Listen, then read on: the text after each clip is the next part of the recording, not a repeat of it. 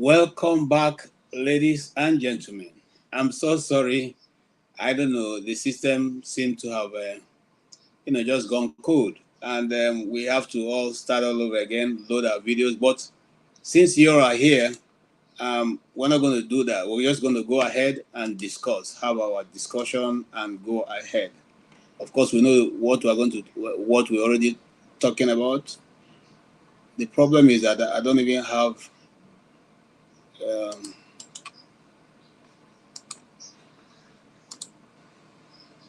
Gosh.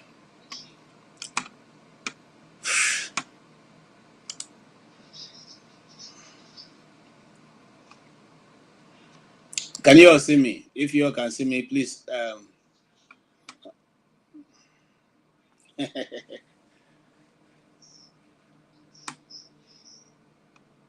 Okay. I'm not able to get the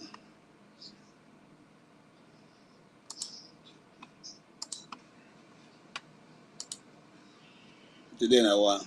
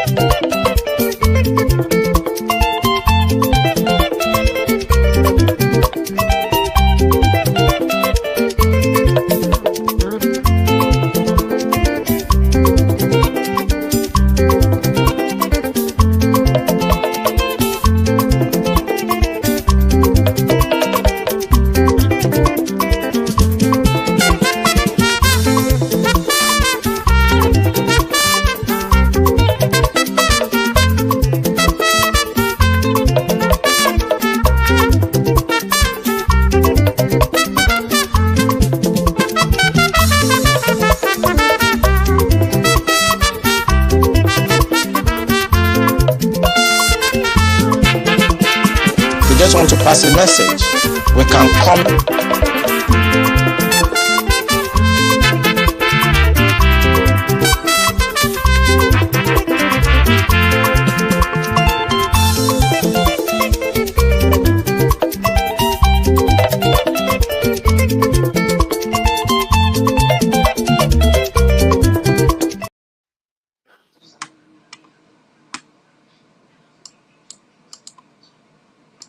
A message, we can come in, we can do what we need to do. And there are some hardliners in this government that are sponsoring this kind of narratives. They just want to show that they can Islamize this country. They think about Taliban, they think about the Mujahideens, and they want to replicate it in this country. And they don't care what happened. They simply don't care, as long as at the end of the day, there's Sharia, and there is whatever thing they have in their head they want to achieve. So these people that are sending messages are sponsored by Nigerians. You remember this Boko Haram issue started since 2012. Yeah. And I was in the military intelligence that time. We arrested those people. It is my organization that actually conducts interrogation and interview. And they mention names. I mean, I can't come on the air and start mentioning names of people that are presently in government now that I know. Presently in government. That the boys that we arrested mentioned. Some of them are governors now. Some of them are in the Senate. Some of them are in Aso Rock. The intention is to Islamize Nigeria and practice Sharia. And it doesn't matter if some people die. It doesn't matter if you're embarrassed. It doesn't matter if our economy has generated. Look at the interest rate. Look at the inflation rate. Look at the debt profile of Nigeria. They don't care. As long as at the end, the Quran is at the sea. So some people in this country have this mindset. And we must tell the truth. If you tell the truth, you die. If you don't tell it, you die. Some people have this mindset to Islamize the nation, and they are in the government. And people know them. The DSS know them. The NIA know them. The DIA knows them. Can't succeed without an inside person. And this attack you saw has insiders collaboration. Okay, thank you guys so very much for hanging on with me there. Yeah, somebody said I'm not junior Dr. Damages, I am amateur Dr. Damages. Whatever will suit you is okay by me. But sorry for that mix-up. I don't know how I didn't remove anyone. I don't know how it got removed, but it happens. That's why the technology is not the final answer. It's God as a final answer. So thank you. I want to welcome you, Mr. Chris. I want to welcome you, Comrade.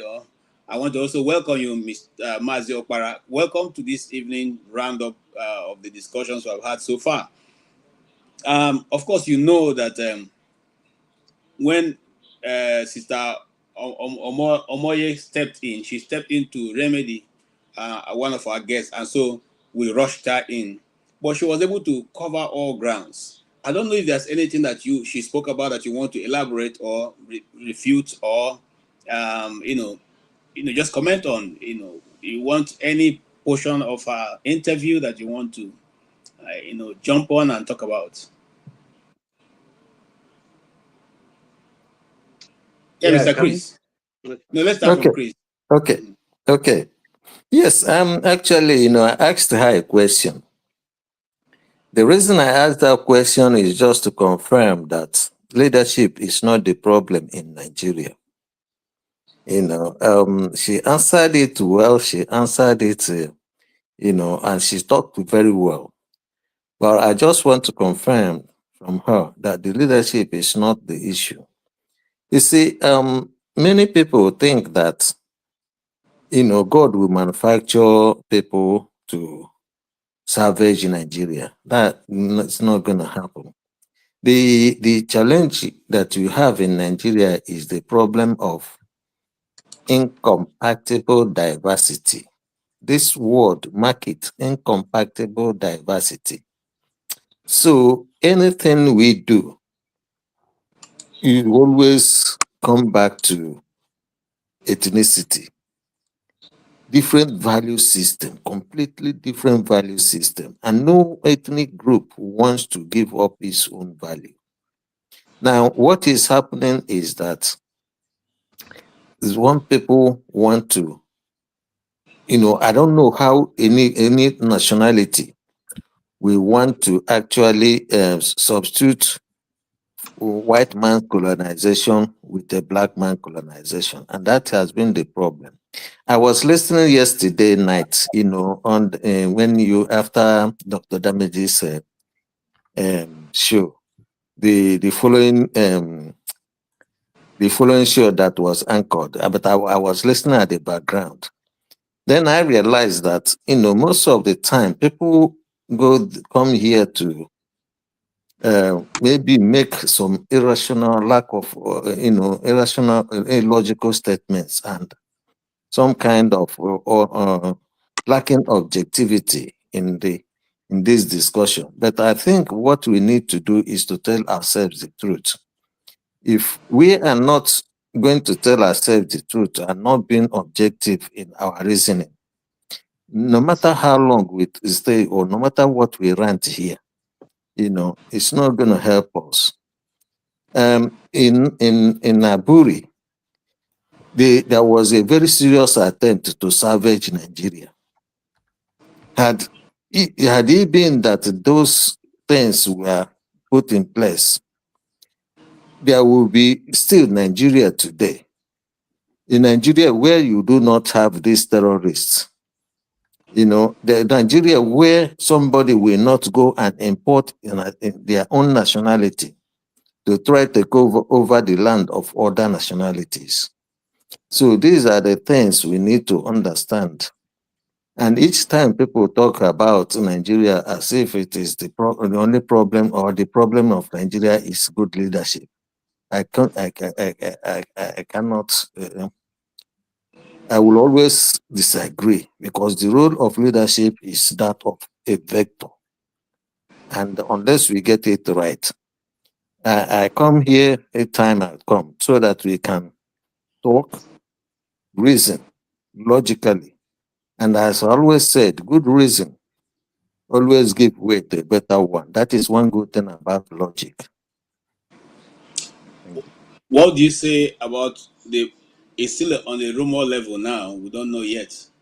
But if Nigeria should lose 160 senior officers, or what will become of their military? Well, when I had this, or the reasons is because if you are going to promote people that are lower in ranks, you are going to, retire the senior ones. That's the practice in the army, isn't it? Yeah, well, So so why not wait for them? Why not? Why they rush? If you wanted to no, change no, the no. leadership What of the I'm trying army, to say is that you still have other redneck officers who are the rank of major generals and lieutenant generals, okay, and brigadier generals. So you could have taken from among those, or is it that you have found that there's nobody among that set that you can trust to lead your army, that you have to, if you know how much they spend to train one general, one army to get to the point of a general, so we just lose it overnight. Is that wisdom? Is that how things are done in other nations? the earlier guest said Nigeria things are not done in the right way. So things are not done in the right way in Nigeria. But what I'm reasoning is this: every president would always want to make sure that he protects himself. Now, because we are ethnically attached to our ethnicity, our nationality, okay, since we are always attached to our nationality, now it is always easier for him to look at his nationality and pick from there. So it's not that he's doing anything any rational human being wouldn't do. But the problem with that is this: it creates the same. It further deepens the need for people to understand the importance of the nationality in Nigeria, and therefore should reorganize Nigeria according to their nationalities. You know, I know some people always argue that we are one Nigeria. Then I ask, what is the history of this Nigeria? And if Nigeria, so in answer to your question about the retirement of the generals, well, I know it's gonna be a difficult thing for them to replace them overnight, but Nigerian generals anyway are not battle generals; they are book generals, so they can send them to classes and then award them generals. So there's nothing so serious in retiring them. All right, thank you so much, comrade. You're welcome. Sorry for the mix-up, but we're here right now, so let's talk. um, the guest said that things are not done as it's supposed to be done in other nations. Is that a badge of honor, or something that bedeviled Nigeria to a point that people see us as people who do not do things in the proper light? Is that a badge of honor, or how do we go about solving that? I didn't get the beginning of The beginning of my your question is conversation. that the guest said that things are not done in the proper way in Nigeria. If you saw the write-up I had on my slide, it was still the same thing that the slide was talking about. Things are not done in the right way. Even laws are negated in the interest of people, individuals, or government agencies, or government itself. Is that the way things should be done?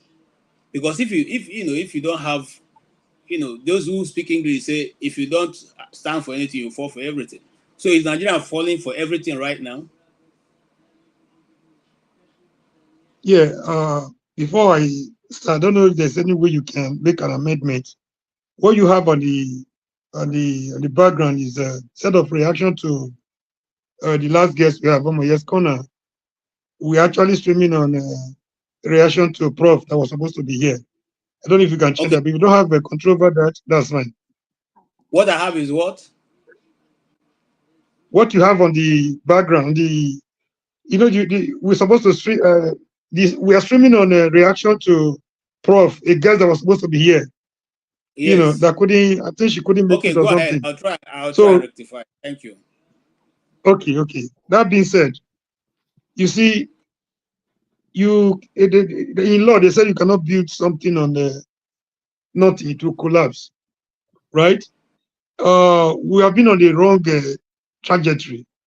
Like Mr. Chris said, we are not, we are not, I believe so much in what he said, but then it wasn't our intention. It's just like your place of origin, for example, the family you hail from, the community you hail from, you didn't have the choice. You were not opportune to make contribution to that.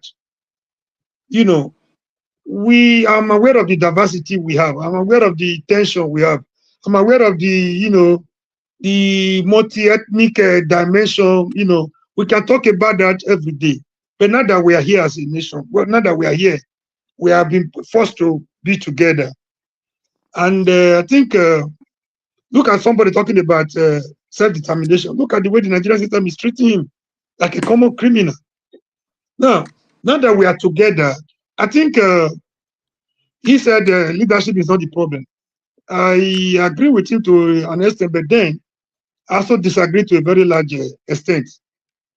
Now that we have been together since 1914, an amalgamation of the Northern and the Southern Protectorates, I think what we are lacking is ability to transform our diversity, our weaknesses, our disadvantage into a bigger disadvantage. There is strength in unity. If we can come together, if somebody that can be able to manage the union that we have, I think we can do better as a nation. There is strength in all ramification. Is it in terms of population? If they tell you the world cannot survive without Africa, and the Africa cannot survive with Nigeria as the largest black population in the world, so they know our value. If the man from China can know the strength of our population alone, the market he has in our population, what are we doing to harness this union we have for to our own advantage? I know it might seem to be very difficult, but then the vision for now, if secession, the one we attempted between 67 to 70 didn't end well. It was not properly managed. A lot of catastrophes, a lot of people lost their lives. Millions of lives were lost unnecessarily. I think we should concentrate more on what we can do, how we can be able to transform our weakness. Our weakness is to, transform them to strength as a union. Even when we want to agitate for a better society, that is not a crime. I subscribe to that. Because even if you divide Nigeria into 10, I think many people may not believe this.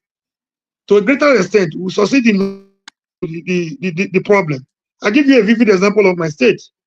My state, as small as it is, if I tell you the tension within my state, you will be surprised. But it's not loud because we are from, nobody wants to, we're dealing with a lot of things within the state. A lot of things, a lot of stuff you might not understand. But we're able to manage it. You might not. We have, south, we have central, we have north. As small as it is, every state has, such unique peculiarities. Even in the southeast, the southwest, if they tell you, you see them, everybody like, oh, they are Yorubas, they are Igbos. Among the Igbos, I've been opportunity to discuss with one or two persons.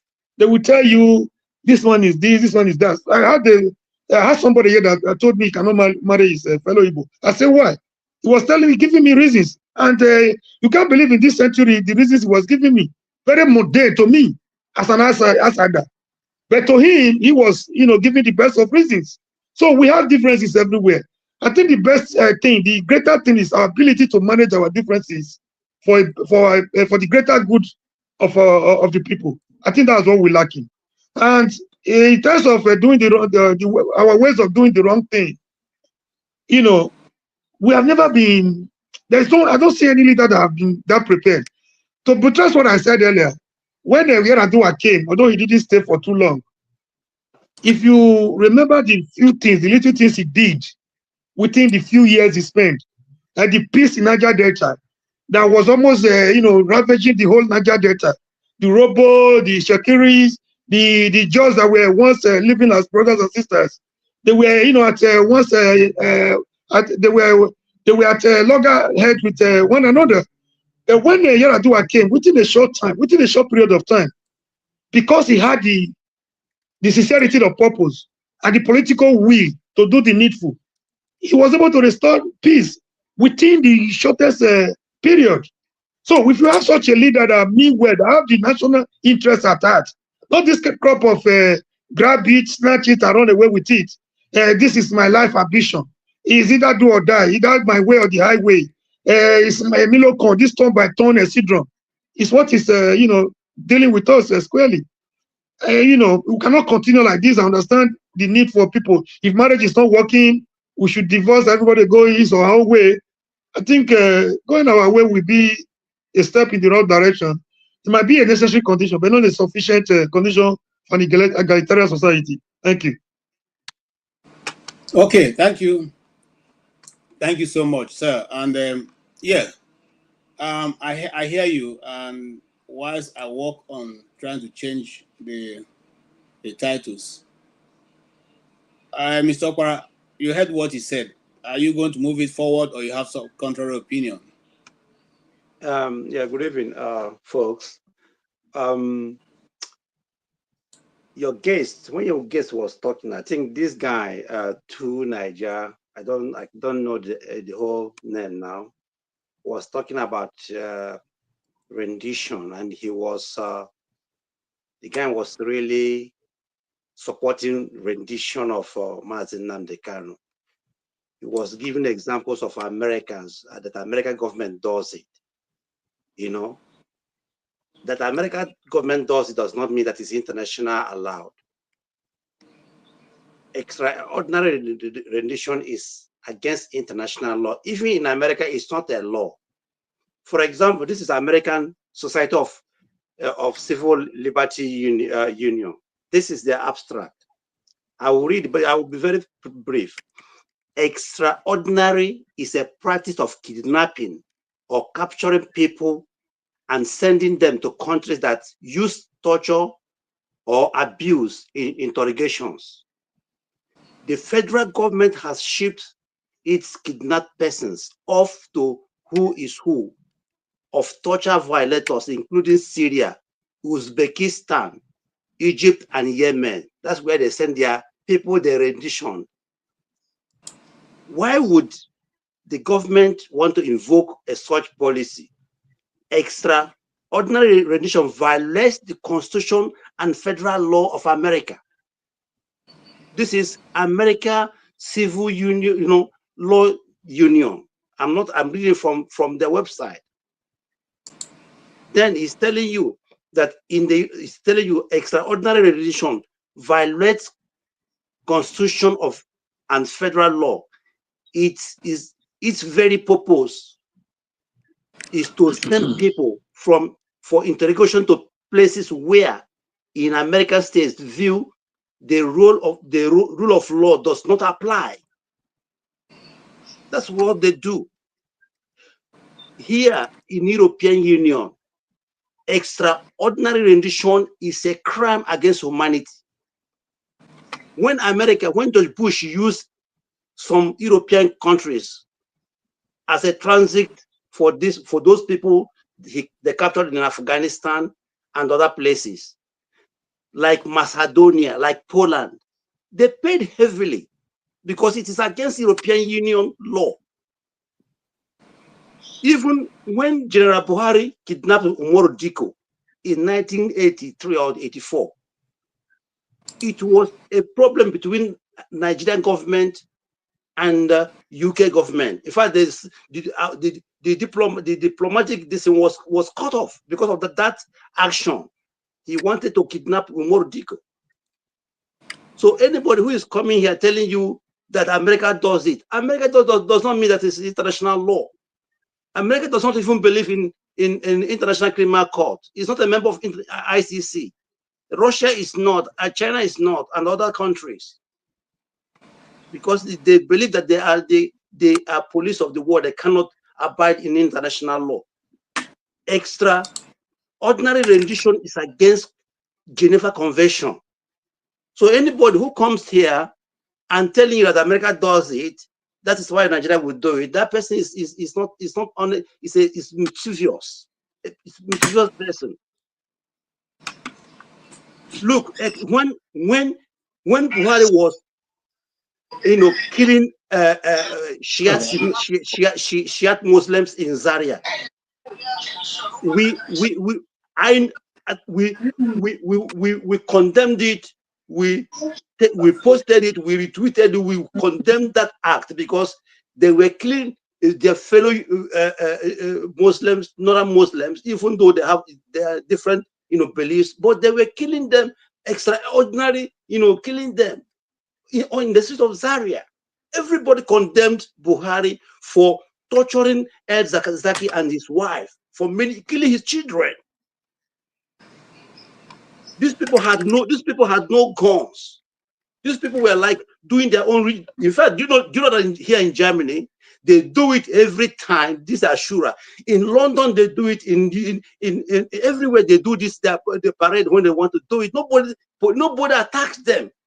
But in Nigeria, they are attacked. They were killed, and they're still being killed. Even proscribed. Shia Muslims. So when injustice is done to one person, is injustice to another person. When Muslims are killed, we have to condemn it. When Christians are killed, we have to condemn it. So somebody coming here telling you that the rendition is not international law. It's against international law. And that too, Nigeria is he speaks slowly, but he is just a very, if you listen to him, you will be very mindful of that guy. Honestly. What our sister was talking about is not new, my brother. It's not new. Right. It's not new. What your guest was talking this evening, it's not a new thing. Everybody has said what she has said here. Nigeria problem is very simple to be solved, but these people, they don't want to solve it. Nigeria is called a Federal Republic of Nigeria. What is federal? What is federal in Nigeria system? Nothing. How can you tell me that Nigeria is a federal republic, while election will be held very soon? There will be election in Anambra, and I tell somebody in what they call Abuja to be the chairman of Anambra election, to monitor it, to do this, how can you do that in a federal system? Where you live, there is an election coming up very close in New Jersey or somewhere like that. Does federal government has anything to do with the gubernatorial election in New Jersey? This is the problem we have. If you want to practice a federal republic, let us do it. If not, what we are doing there is a charade. We are not serious people. Because there is no way you would tell me that there is federal republic, then the oil in Niger Delta, all the headquarters are located in Abuja. All the headquarters of all the whole oil companies are located in Abuja and Lagos.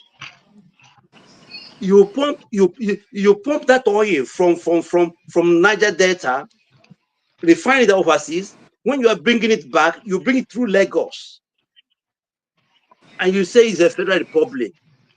In the United States, Houston, Nebraska, those places that have oil, well, they manage their own oil and pay tax right to the federal government. Oil in Houston belongs to the Houston states. What they do with the profit is none of their business, as long as they pay the tax. If you want to, Nigeria is very easy to manage, but these people, because everybody is there, we are very cynical. We are very, very wicked. It's all about me, Yoruba, Igbo, Hausa, Fulani, because that's why other Nigeria is suffering. This what they call that, this regime, does it profit anybody? Does it profit the Yoruba man? Does it profit an Igbo man? If only the cronies. Okay. If you want to live in a country, let us make it work. Let us make it federal republic so that everybody will manage his or her resources. In Sokoto State, you don't conduct an election in Sokoto and somebody in Abuja is telling you he'll come to Abuja and announce a result. Where is it done in Federal Republic? Thank you so much, Okpara. I think your point is well understood, and I understand it also. Well, I don't think somebody making comment. Much as I don't want to respond to comments being made, but the truth of the matter is that black people don't even talk as much as other nations talk. We don't talk because if we are talking, our problem would have been solved. We don't talk. We hardly talk to each other. This forum, this forum is the only one that is civil so far that I've ever seen. You go to other networks and you see what happens there.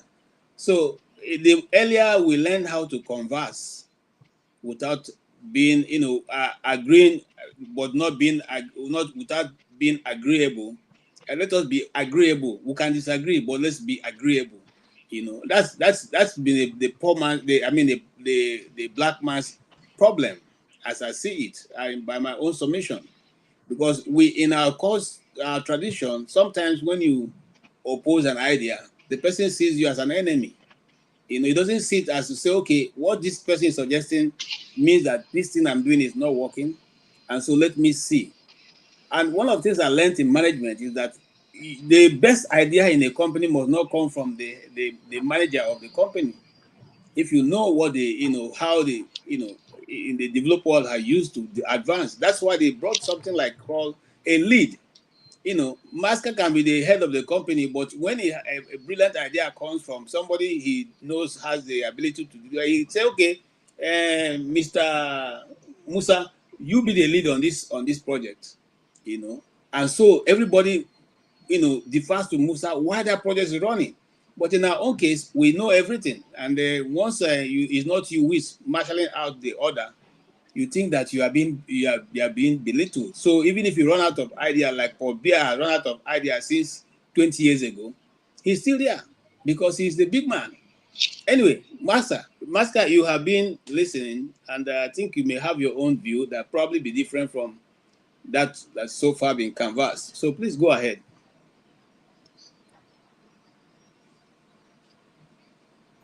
All right. Thank you, Alaji KJ. Thank you, sir. And I must commend you also.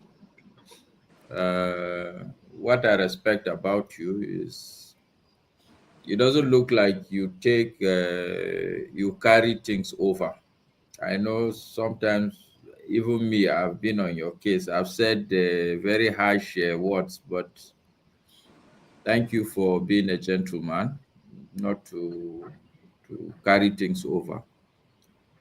All right. So, look, I won't join issue with anybody because I thought the essence of this segment was to further uh, dive deeper into what the main segment has trashed upon. For me, I think the lady was exceptionally good in terms of letter and spirit. I really liked the way she was thinking, and I liked the way she was talking also. She she is very forward looking, you know. For instance, she has thrown the challenge to you guys that are outside the country.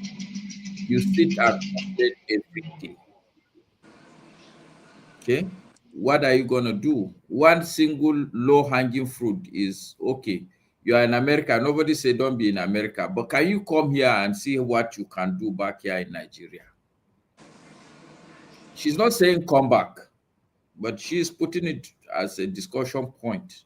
And I really think that if we're all honest people, if we are not cry babies, these are the kind of topics we should be talking about. Okay, look.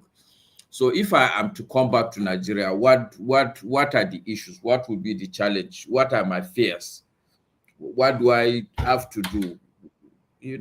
And I really respect her for taking taking on to that tangent, for me, I think these are the kind of things we should actually be discussing, you know. To complain about our leaders only shows our level of ignorance of how the world operates. If you have a good leader today in any country in Africa, you will see that there are some people that would want to take that leader out, or there will be a consistent campaign of calumny against that person. I can list 20 leaders that have been killed, people who we believe are good leaders. They didn't die a natural death. So in my mind, look, we have to do something differently. We have to put our thinking caps. And the good news or the bad news is that no matter how long you stay in that America or England, you're still a black man. You're still a black man. So in the end, whether we want to see ourselves together or differently, or you believe an Igbo man is different from a Hausa man, the world sees the two of you as the same thing. You know, I tell people the story. I was working at some point in Egypt. I'm a Muslim, but an Egyptian first will see me as a black man. He doesn't want to care to know what my religion is first. I was driven to a hotel. The hotel, the guy who is supposed to be opening the door, the moment he saw it's a black man sitting at the back of the car, he didn't want to open the door because I'm a black man. He's not interested in whether this guy shared the same religion with him or not. This is how the world operates. Anywhere you go, they may deceive you into thinking that, oh, okay, you're friendly, you're all that. But I think it was forefathers or somebody who said it. Yes, they fight among themselves, but they're also smart enough to know when to put that fight aside, that difference aside, and cooperate. This is all for me that is really important. This cooperation that we need to be thinking of. I don't like this guy. I don't like the way he speaks. I don't like the religion he does. You know, I don't like his worldview of life. But we have to really begin to agree on things that we must cooperate upon. But I guess let me stop there. I think the lady did well. Her perspective is right. You have to look backward. You have to look home, and you have to start asking difficult questions. How do I come back to my homeland? How do I make a re-entry? I ran away. But the truth is that the only justification for running away is to fight another day. But you guys seem to have run away, never to fight again. I rest my case there. All right. Thank you, Maska. Thank you for your kind words also. Now, I want to ask something. Were you opportune to know Nigeria when, if you come abroad as a Nigerian, people rush your bag at the airport and they rush to serve you? I don't know. Did you have the opportunity of knowing that time? No, I I don't said know. Well, okay. I said don't that know. because you see what you I said. don't know.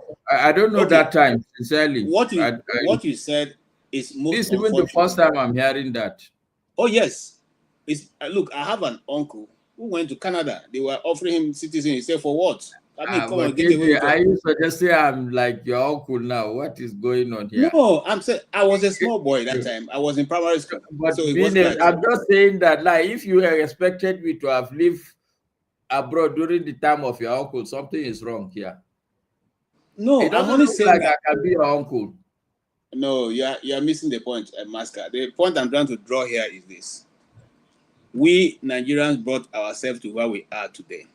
No, I don't agree with you totally.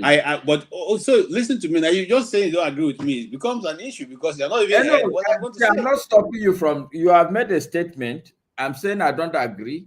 That doesn't take Okay, away from you to continue. now this uncle went to Canada and he was going to do a master's degree. And when he got to Canada, right from in the campus there, two Oyibo, two Oyibo. One chose to be washing his clothes. The other one was cleaning and making food for him whilst he was a student. I know that much because at that time, I was in primary school. Okay. And at that time, that was when Nigerian money was going 75 kobo to $1.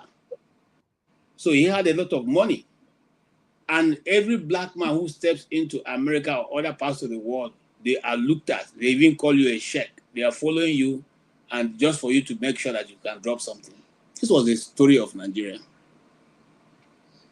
No, even look what nobody. I'm coming, sir. Nobody came and helped us to destroy the place. We destroyed it ourselves. No, you don't see. That's why I disagree with you, KJ. Okay, it looks like that, but I know that that's not true. That we didn't destroy ourselves. Okay, all right. Mr. Uzo, you're welcome. Yeah, you can make your comments, sir. Welcome, Mr. Ike. But let's hear from Uzo before we come to Mr. Ike.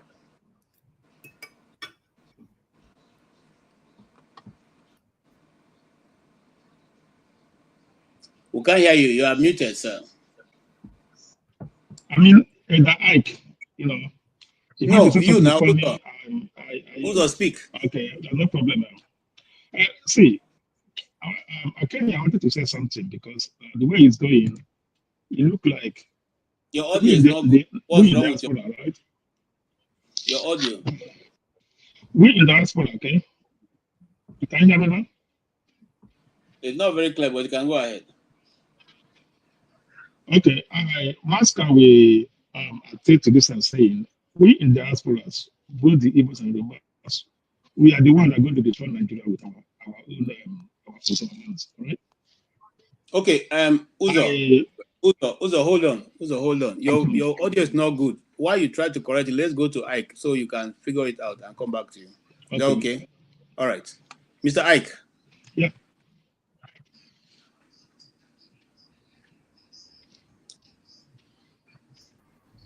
Okay, Uzo, I think it's the headset. But let him speak. So after that, you will have corrected yourself so we can. Both of them have gone mute. Okay, Ike, please go ahead.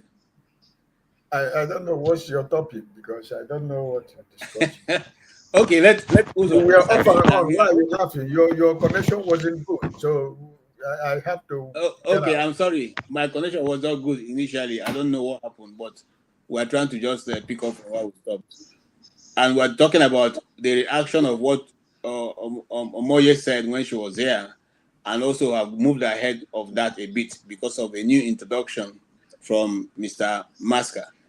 Ozo was just about to make a statement, so let him go ahead, and then we'll come to you, sir. Can you hear me now? Yes, we'll hear you now. Okay, what I'm saying is this: it looks like we in diaspora are the one that are going to destroy Nigeria with what we are doing. All right.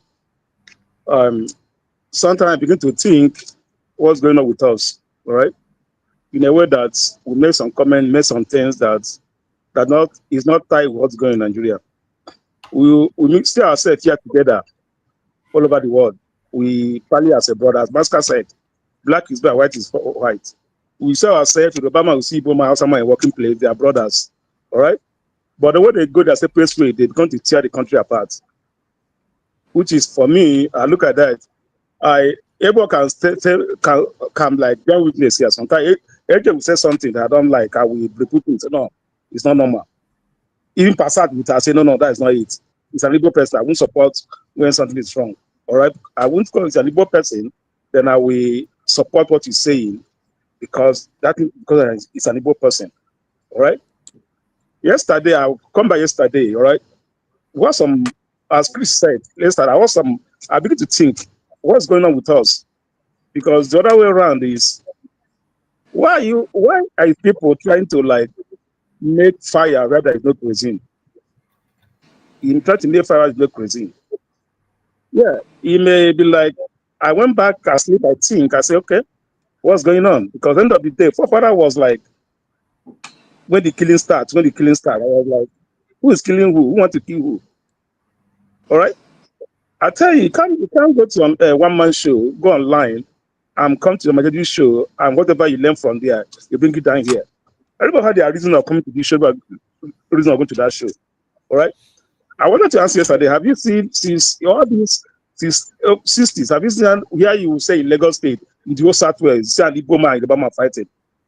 Like you don't hear say Igbo people about fight in Lagos State or anywhere in Southwest. We can call ourselves every name, Ofe Mano, Adiokuta Momi, this, that. But you cannot see them fight.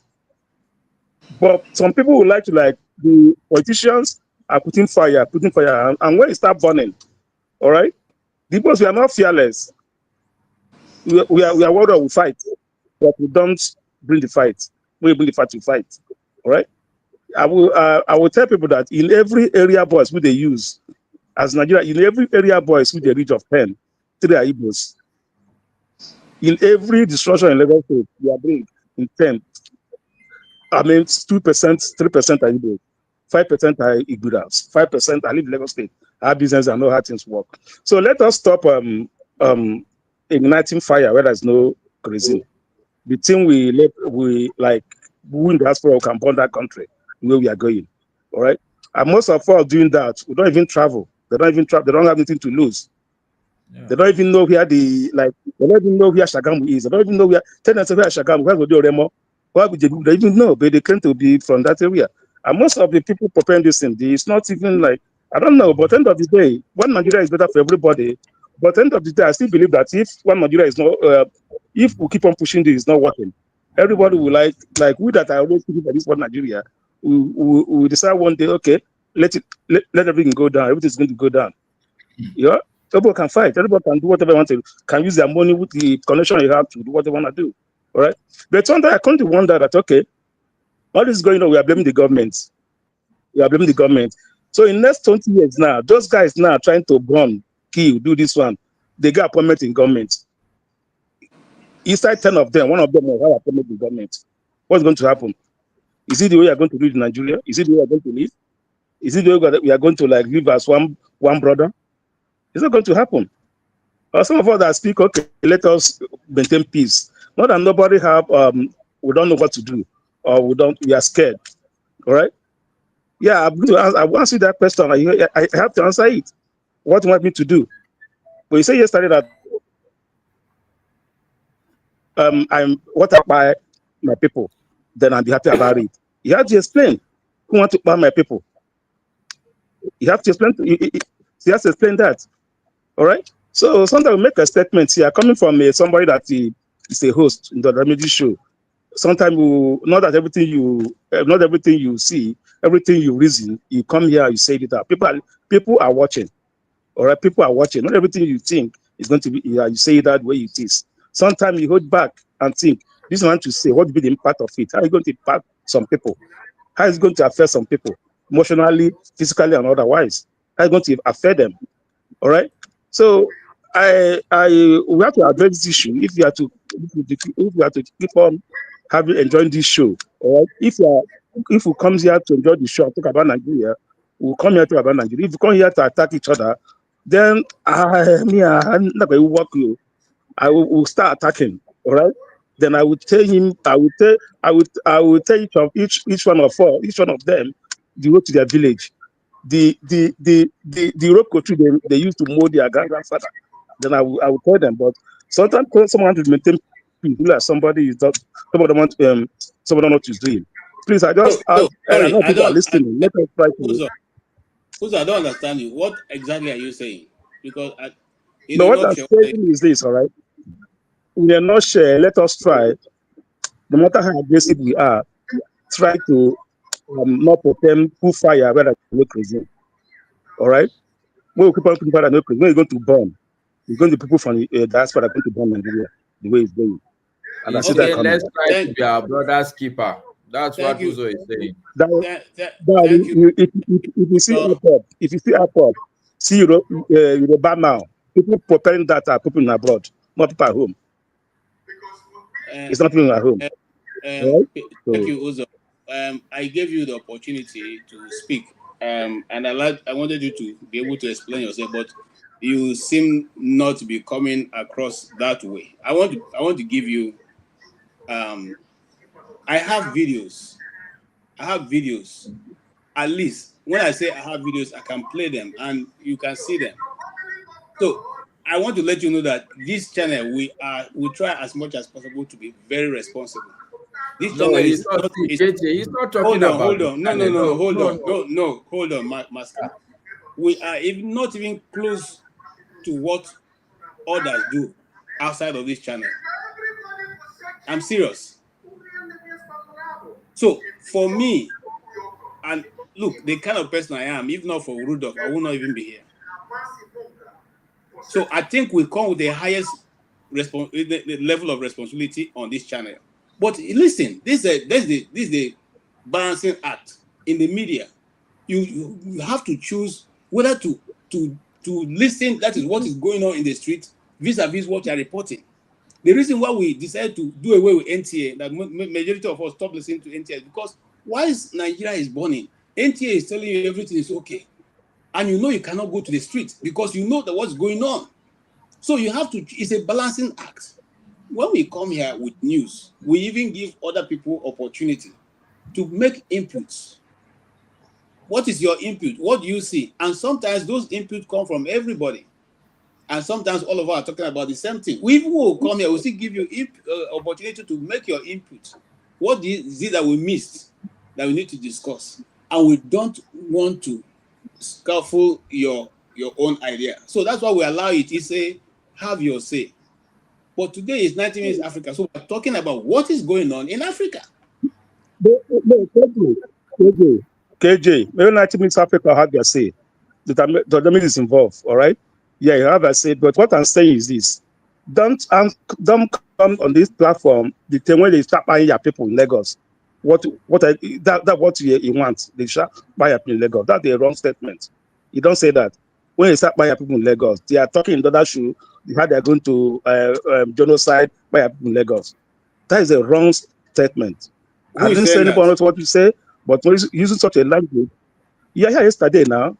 Hey, yeah, yesterday. When Father was saying that, he heard it from one man show. All right. So that's what the Southwest are planning. That's hold on. What would I say? That's what I want. I hear that. Okay, let's move on. But I want to let you know something, Uzo. At least, I mean, for me, I think I don't know if I come across you as someone who is responsible, but for me, I think I'm a very responsible man. Okay, and I listen to a lot of channels, especially Nigerian channels, run by other people. Okay, one of which is the one that is being run by Igbo people. Me and Dr. Chidi were in that program on Friday fighting them because what they were saying was totally so wrong. So, but you see, we all can't be the same thing. Oh, but are you not saying the same thing Uzo is saying? No. But the way he's bringing it to us, we are not the ones who are doing that. If forefather was here, it would be different. So don't but bring maybe it I speak the truth. We speak on what I mean. Let's move on. What I mean, I go to other Igbo places. I won't bring what they said here. It's okay. What I mean. You don't bring it. Let them say what I want to say. That's their business. Not to bring it here and start put it on my face. All right. Okay. Not to bring it here and start rub it on my face. That's what I mean. All right. Forefathers does that every time. He goes to another platform, and whenever he comes here, he will tell you what they're doing. He's just a gossiper. He will go there, listen, and tell you what is happening here. It's unfair. Hold on, guys. It's not here now. The media will have a responsibility to give somebody, the right of response. So since it's not here, let's leave it. You have made your point. Let's not go over that again. Mr. Ike, go ahead. You're asking me to go ahead. I don't know what you people are talking about because I didn't understand anything Uzo was saying. Okay. So what do you want me to? Where do you want me to come in? We are not children. You're asking me. Go on. What are you talking about? I don't understand anything. Yeah, now this you. Okay. Ike, we are talking about the events that happened in Nigeria. Omoye was here. It's Omoye's corner. She was here as our guest, and she spoke eloquently of what is happening in Nigeria, almost on every topic that was presented to her. She spoke on the governance structure. She spoke on women in leadership, how women can use their power to take over and be able to change the Nigerian narrative. She spoke on Nnamdi Kanu. She spoke on the answer, or rather, what is going on between between Shore and the police. She spoke about, almost everything. So you can, if those things make any distance to you, you can speak on them. She said people in diaspora should start coming back to Nigeria. You won't say that one. She said people like you who are now billionaires where you are should now come back and take your empire to Nigeria and be able to establish so that Nigeria can be good. No, that's not what she said. The empire that he has there should remain. He should set another empire in Nigeria. Hold on. Mr. Ike, are you preparing to go and set up another empire in Nigeria? Well, we nobody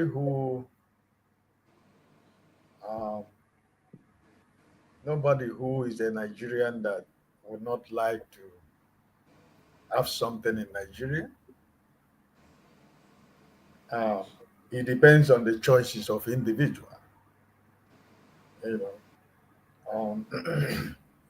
Each and every one of us has our aspiration in life.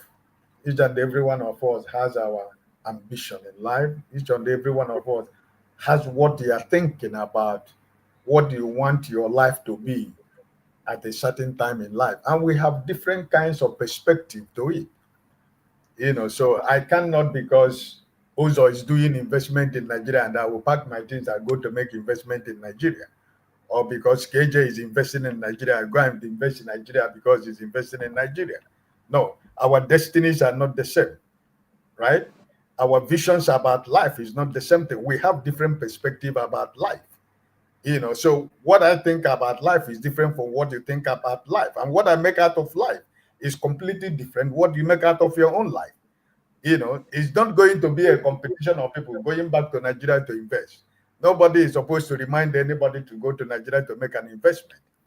If the environment is good for me to go to Nigeria and live and make an investment, nobody should remind me that. But also, I should be able to think deep before I say I want to go and make investment in Nigeria. I'm not going to follow any bandwagon of people who has gone to make investment in Nigeria to go and put my money that I work every day and night where I live, and I go to Nigeria and invest it, and somebody will wake up one morning and decide to take it away from me, So Nigeria is a place where you cannot be able to, you don't know what happens to the next 15 minutes. Maska, for example, is living in Nigeria. He traveled out, but most majority he lives in Nigeria. It's easy for Maska to maneuver Nigeria, but it's not easy for any of us to maneuver Nigeria. That's one fact you have to accept yourself. Because Maska live in Nigeria, there are so many areas Maska will go in Nigeria, which most of us who live outside, you cannot go. Because even the thought that your family, your brother or your sister or your mother had you want to go a certain place, he would take his rap and block the road and begin to shout on the village. So it is just one fact we have to accept.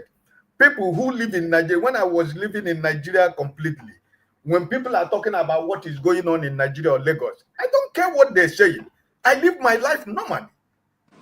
Because I can maneuver my way, like Sister Omoye was talking about maneuvering your way. We have seen stories online here and practical things that have happened. Nigerians that have gone home to invest their money in Nigeria, even using their brothers and friends as the third eye in the business, they end up claiming the business and they end up destroying everything you have acquired. Some Nigerians has given a lot of their family members and friends build a house for us. They build the house in their names. There are so many things that people who live outside here have suffered in the hands of trying to go to Nigeria to invest. We have seen people who have gone to invest and they kill them. The same people that they encourage them to come home and invest, they kill them, and that investment never exists, and the person loses his life.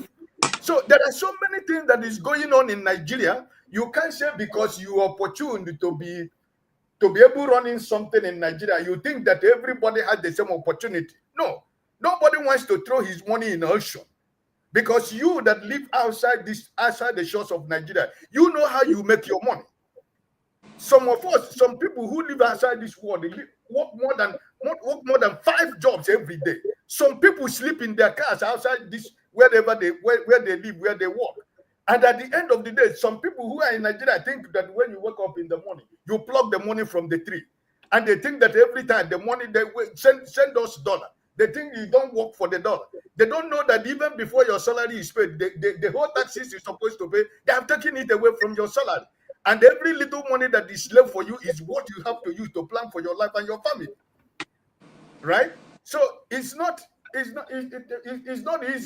It's not easy for somebody to just go to Nigeria to make investment. A lot of people has gone to Nigeria to make investment. They didn't succeed.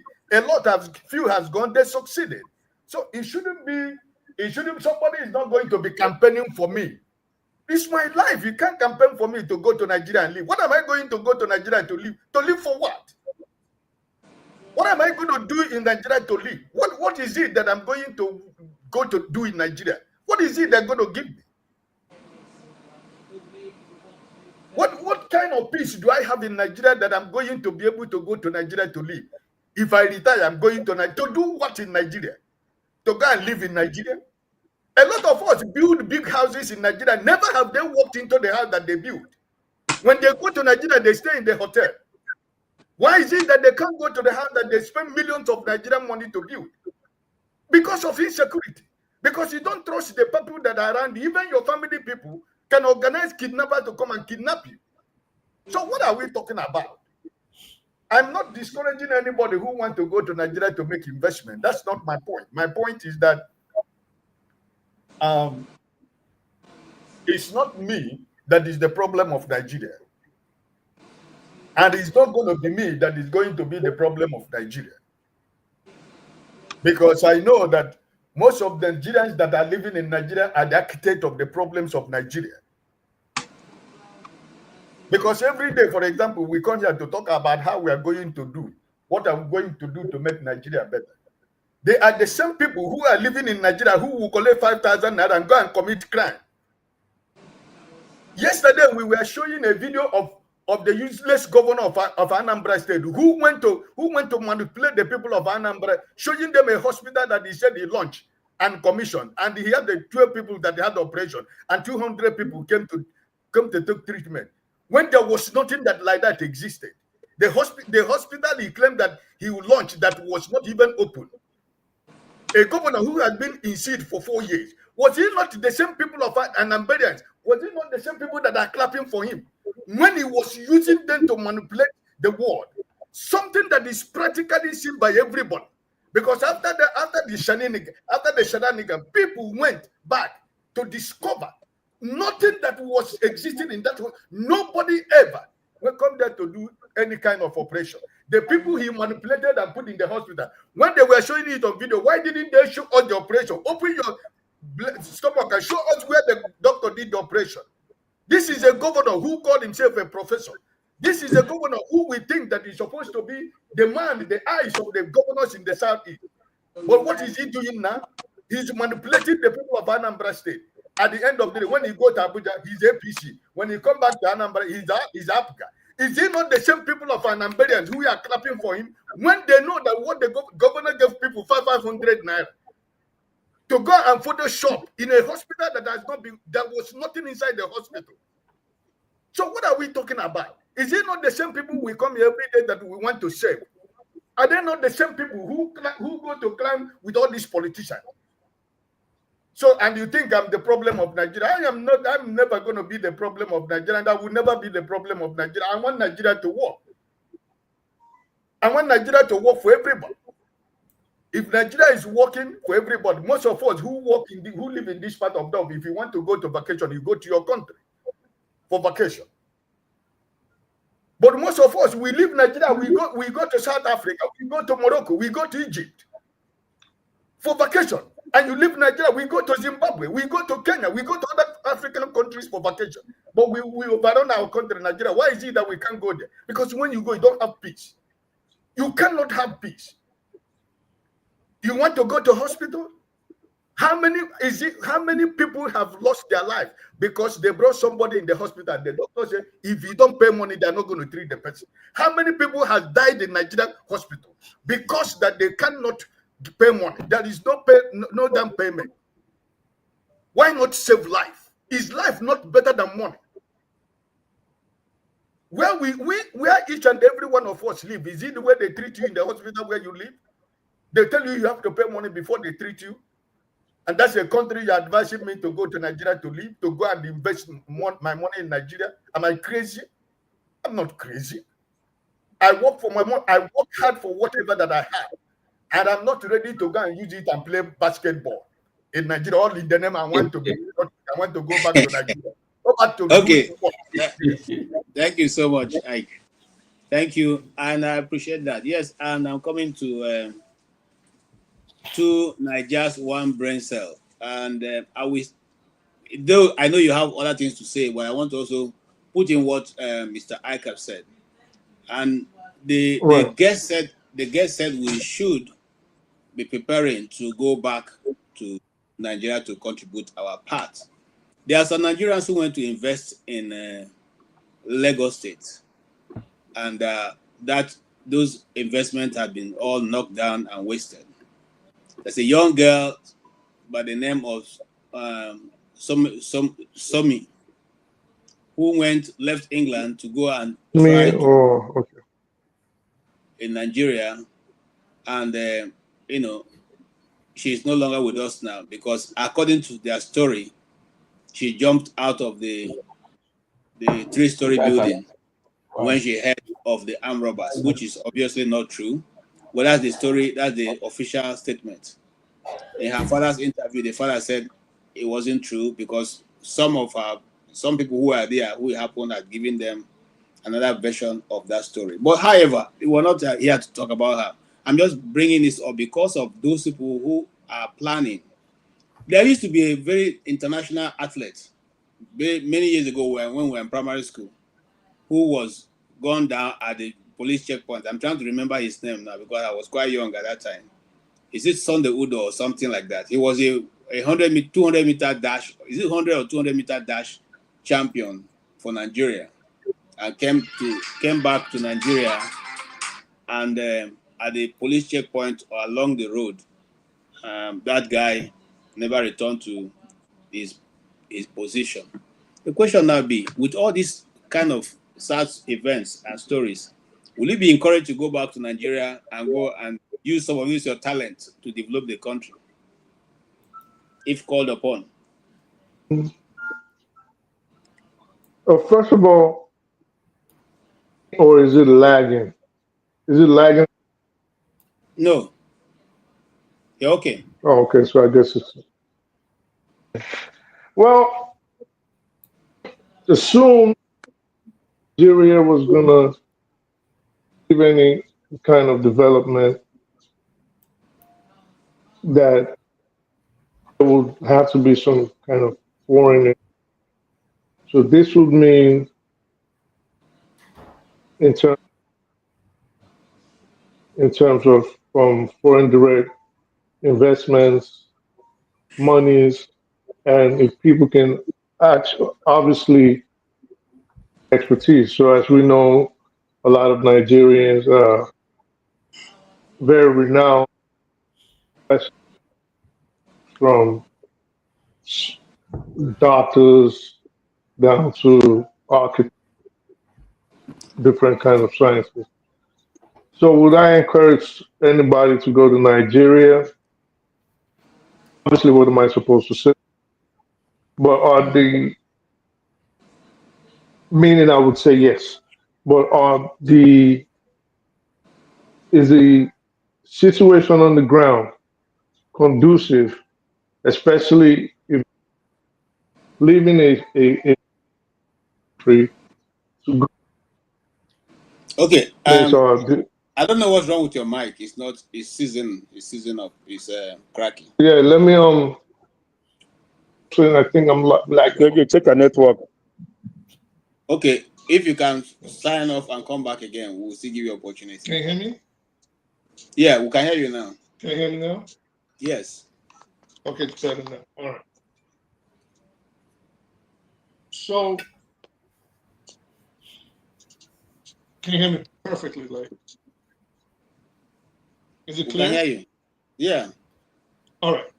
So what I'm saying is, of course, I'm not going to say no, but are the is the situation on the ground conducive for you to actually shine in a way that it'll help propel the country to the needed heights? At this point, we'll confidently say no. But every step, no matter how small or how little or how light, is needed. So that would mean, in all reality, Nigerians at some point, or people of Nigerian descent, will have to go back to provide their expertise and provide the needed funds. Having said that, the reason I actually came on was because I heard something Mazzy said, or a bunch of things Mazzy said, and I just would like to clarify. I do understand that sometimes, or a lot of times, people expect the law to be logical. To your dismay, the law actually is not logical. Sometimes, to a layman, the law actually could be deemed illogical. I say that to say the law does not care about your sentiments. It doesn't care about your emotions. The law only cares about the laid down rules in the Constitution. Now, I am not taking umbrage to the things you said, Mazi, because I think you are coming from a place of not understanding me properly. If you listen to me whenever I speak, usually I do not take a position. I don't say this person is guilty. I don't say he's innocent. I just say, based on what is in front of me, this is what it is. Why do I do that? Because I do understand, for example, the Nnamdi Kanu case that is upsetting you and several other people hasn't reached its conclusion. Now, to what you quoted or the things you misquoted me on, it was a discussion between me and KJ. We've had this discussion yesterday. Now, today he brought it up to the guest, Omoye. He referenced her as a lawyer, which would mean she's an expert in the law. And when she didn't deny it and she didn't denounce it, she answered as a matter of fact based on the law. In fact, when she spoke to me, she also mentioned several jurisdictions and the law. Like I said, if she was speaking as a human being, I cannot discount your feelings. I can't do that. But if you're speaking on the law, within the ambits of the law, and I find something that is incredulous, it is only necessary that I call it out. Now, is extraordinary rendition frowned upon all over the world? Yes, it is. In the overwhelming jurisdictions everywhere in the world, to extraordinarily rendition someone in front of a court is frowned upon. But that wasn't what I was talking about, or that wasn't specifically what I was talking about. You can go back and listen to what I said, which was why I was asking her if she was talking about US law or Nigerian law or referencing that. Extraordinary rendition is different when the defendant is a fugitive. This is what I've been reiterating, and I've constantly harped on this. Such as in Nnamdi Kanu's case, if it was in the United States, this is why I was asking her that, and this is why I made the reference to cases like U.S. versus Postal and U.S. versus Mitchell, U.S. versus Matter, and I mentioned this incident when Noriega was brought, the Panama president.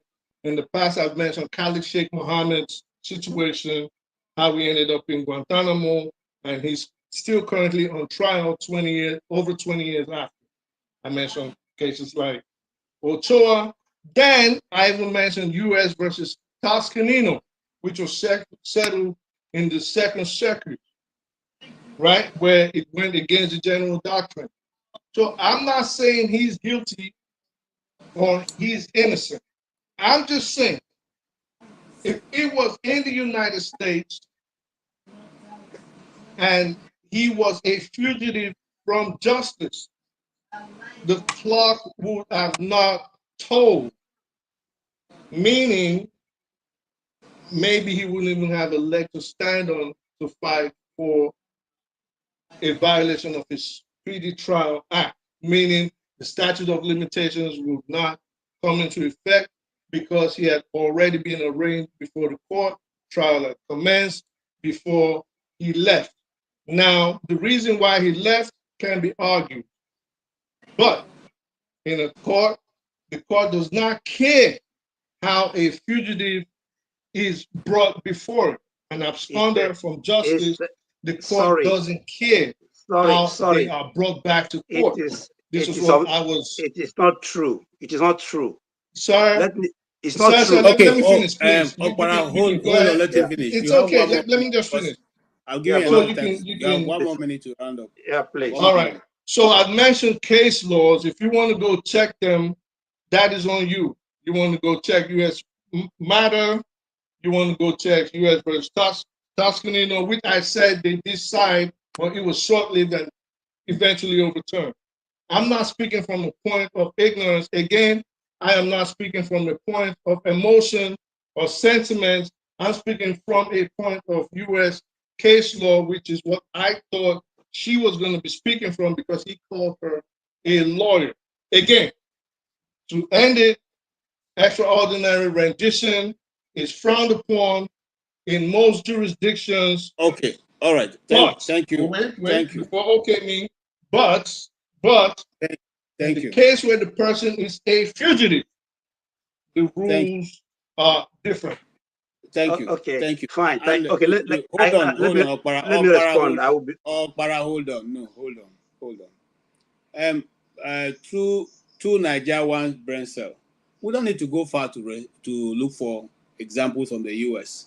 Just this administration alone, some few months ago, a particular guy was deported, and the Supreme Court, the Court of the United States, asked the president to bring him back.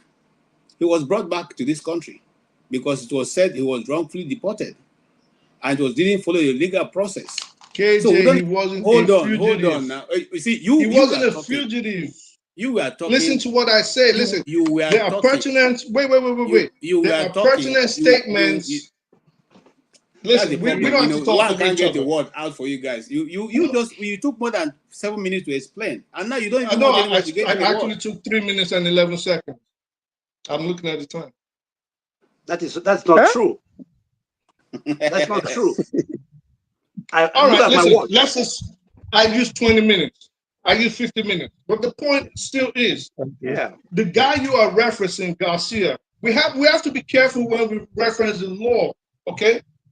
The guy that was sent back to El Salvador, he was not a fugitive. Listen to me. Extraordinary rendition. It's a human right law. It's against any form. In fact, let me put it on the distance so you can see. Hold on, sir. Let me put it up because I.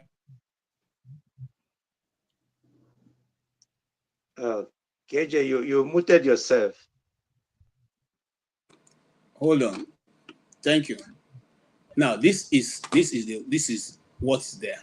Read for yourself, please. I don't have to read. I spent enough years doing this. I don't have to read anything. If I'm speaking from a place of KJ, I have to go now, but you can easily call me out. Somebody else. Listen, let him flow, please. Let me talk. Okay, go ahead. Yeah. We can build it up. You know, that's what I'm saying, because it don't come here and tell I talk about emotional or sentiment. No, nobody's emotional. Nobody's emotional. We are just here. You are living in a civilized world. I live in a civilized world. You don't come here and tell me that it's about emotional. When America renditioned those guys after the 9/11, look at what European Union did to Poland that was involved. In July 2014, European Court of Human Rights condemned the government of Poland for participating in CIA extraordinary rendition, ordering Poland to pay restitution to men who had been adopted, taken to CIA black site in Poland and tortured.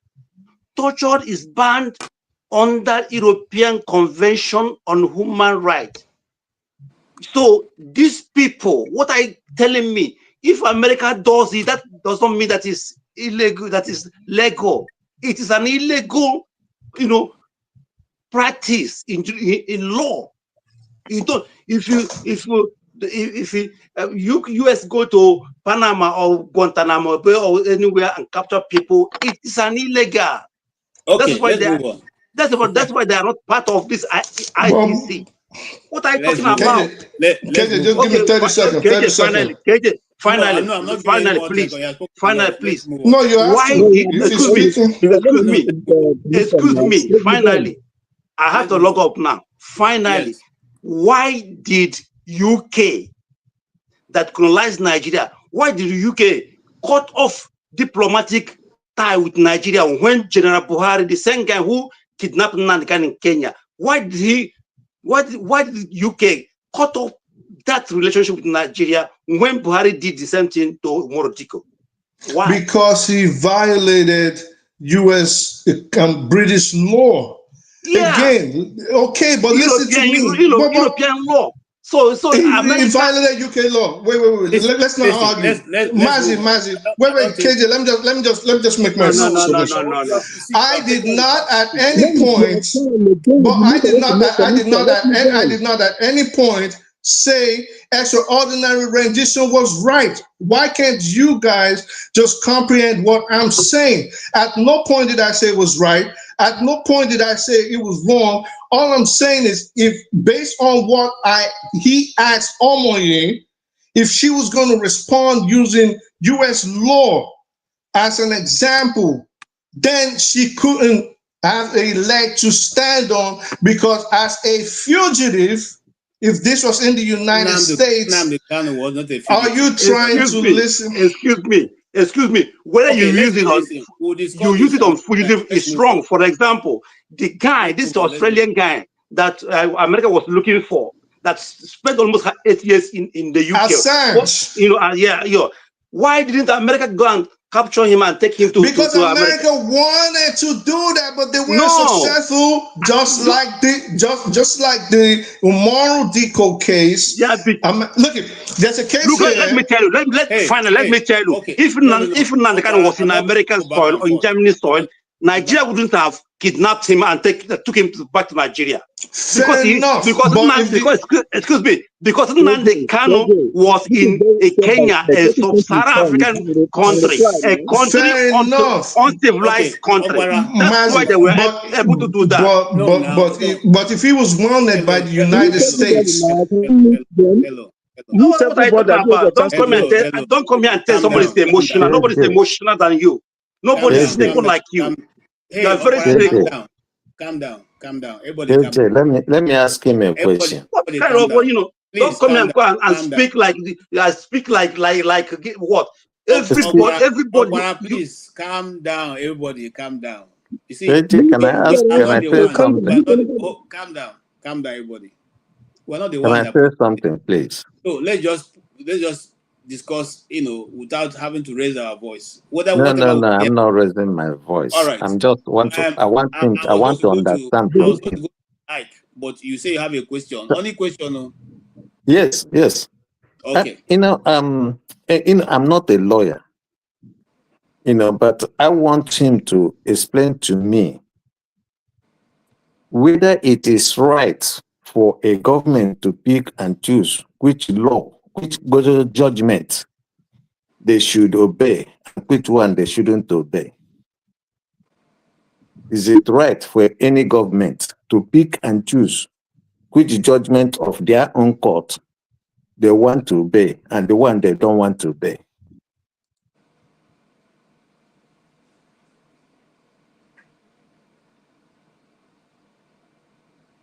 Okay. Hello? At this point, I don't think he wants to answer the question, so let's move on.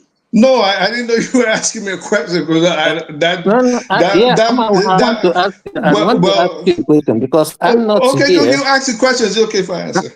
Yeah, I'm not a lawyer. Okay. But I get it. I heard you. I'm listening to everything. So the question I want to ask you is simple.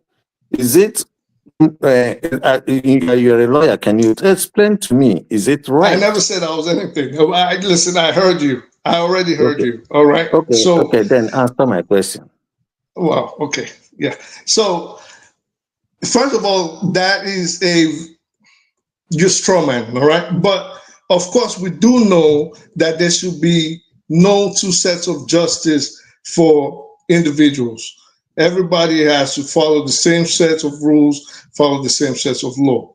The law has to be sacrosanct, it has to be singular, and you just have to abide by it, whether you're the government or you're the individual being prosecuted by the government.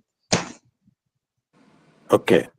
So following that, is it right for government of Nigeria not to obey their own court decisions? Sir, I just answered your question. What I don't understand. Okay, you are saying it is not right. Listen, this is what I'm going to say again. For clarity, please. Chris, this is what I'm going to say again. If you heard me say extraordinary rendition was proper. I'm not talking about extraordinary rendition. I'm talking about judgment. Let me land. You don't know where I'm going to go. Let me land, please. Please, and try not to interrupt me. Let's see eye to eye. And again, I'm going to go with the let's try to be logical. All right? If at any point in all my statements you heard me say extraordinary rendition was proper, please feel free to call me out, and you can put on any monetary reward you want for it, and I promise you I will acquiesce. I have never taken that position that extraordinary rendition was proper. In fact, I started off, of course, this is why I say people need to stop being emotional. I started off by condemning it, but I also gave you situations where it was admitted by the court or approved by the court. All right. For example, case in point, when the individual or the defendant is deemed a fugitive from justice. I referenced several cases. I think what any reasonable person should do when I say things like this, especially since it is recorded, is to maybe note down those cases and easily check case laws on them. Now you can easily see if I'm speaking gibberish or if I'm right. So this is not about. Let's move on. You have made your point. Yes, Ike. Can we hear you? What, me? No. Oh, there's a lady here. Wow. Okay. Sorry. Okay. Ike, hold on. Let's hear the lady. She may have come with a different. And she probably be a lawyer. So let her tell us. No, I'm not a lawyer. Okay. Honestly, Africa and America, like a lot of American people, when they talk, we African, we always shut up. We don't get into your affairs. Anything that concerns Africa, let Africa deal with it. Okay? Enough with this nonsense. African problem, African people gonna solve it. When it comes to your problem, we don't get involved. It's true. Two different Is continents. there anybody that is not from Africa here? Hold on. This Hold guy, on, I don't know hold what on. is no. Because East Africa, sorry, can I sorry. please say something? Because I see that a Please lot. go ahead. Nigeria. Hold on, guys. Hold on, guys. Let her talk. AY, When it please. comes to Nigeria, let Nigerian people deal with it. It's Nigerian problem. Enough of this bullshit. We are sick of it. Enough. At the end of the day, my father, my mother, they are Nigeria. And we are going through this problem. Enough with this bullshit. We are sick and tired of it. When it comes about Nigeria, let Nigerian people deal with it. Enough. Because other people will be talking. Okay, Mr. KG, can I please say something? They always want Yeah, go ahead. us to shut up. Don't talk. Don't talk. Enough with this bullshit. We are sick and tired of it. That's what I have to say. Enough. All right. Thank you. Thank you so much. If you Welcome. people don't like your country, I love my country because that's where my origins are from. I'm Yoruba. Tell Yoruba like ìlú yín, èmi like ìlú mi. Enough with this bullshit. We are sick and tired of it. No, for real. It's not funny no more. It's not. Thank you. And you guys cannot be shutting people all the time. Can I please say something? You guys cannot be shutting people up. Enough. No, speak. We are sick and tired of it. American problem belong to America. African problem belong to Africans. Enough. What the fuck is this? We are sick and tired. Calm down, Daji. It's not even funny no more. We have a country like we don't have a country. Enough. Okay. It's not funny. Let me say something about You can laugh all day. Your country belongs to you. Our own country belongs to us. Enough. Please correct her now. Correct her. Okay. All right. Hold on. If you guys, it's not even funny. You guys cannot shut up. You cannot just tell us to shut up. We will never shut up. Stay in your lane and we stay in our lane. Enough with your bullshit. Enough. Okay. Thank you. It's so true. much. Yeah. No, I believe what you said. Everybody should stay in their lane. Uzo is the only non-Africa here. Uzo is the only non-Africa. No, a lot of people pretend to be African and they are not African. Black people are all over the world. Okay. Black people are all over the world. Okay. All over the world. You. Okay. We have black people there. And everybody should face their land and leave us the fucking alone. Enough with this bullshit. Okay. We're sick and tired of it. Thank you. No, for real. Enough. You guys, I don't know. If you don't like your fatherland, me, I love my fatherland. Omo Yobani mi, ile baba mi, ile baba temi. You guys, if you don't like your land, no, for real, enough. Ile baba ti temi, ile baba ti temi. Hey, call it someone anyhow. You cannot just throw us away anyhow. Enough. The only thing is that you are talking about Yoruba, you're not talking about Nigeria. Hold on, guys.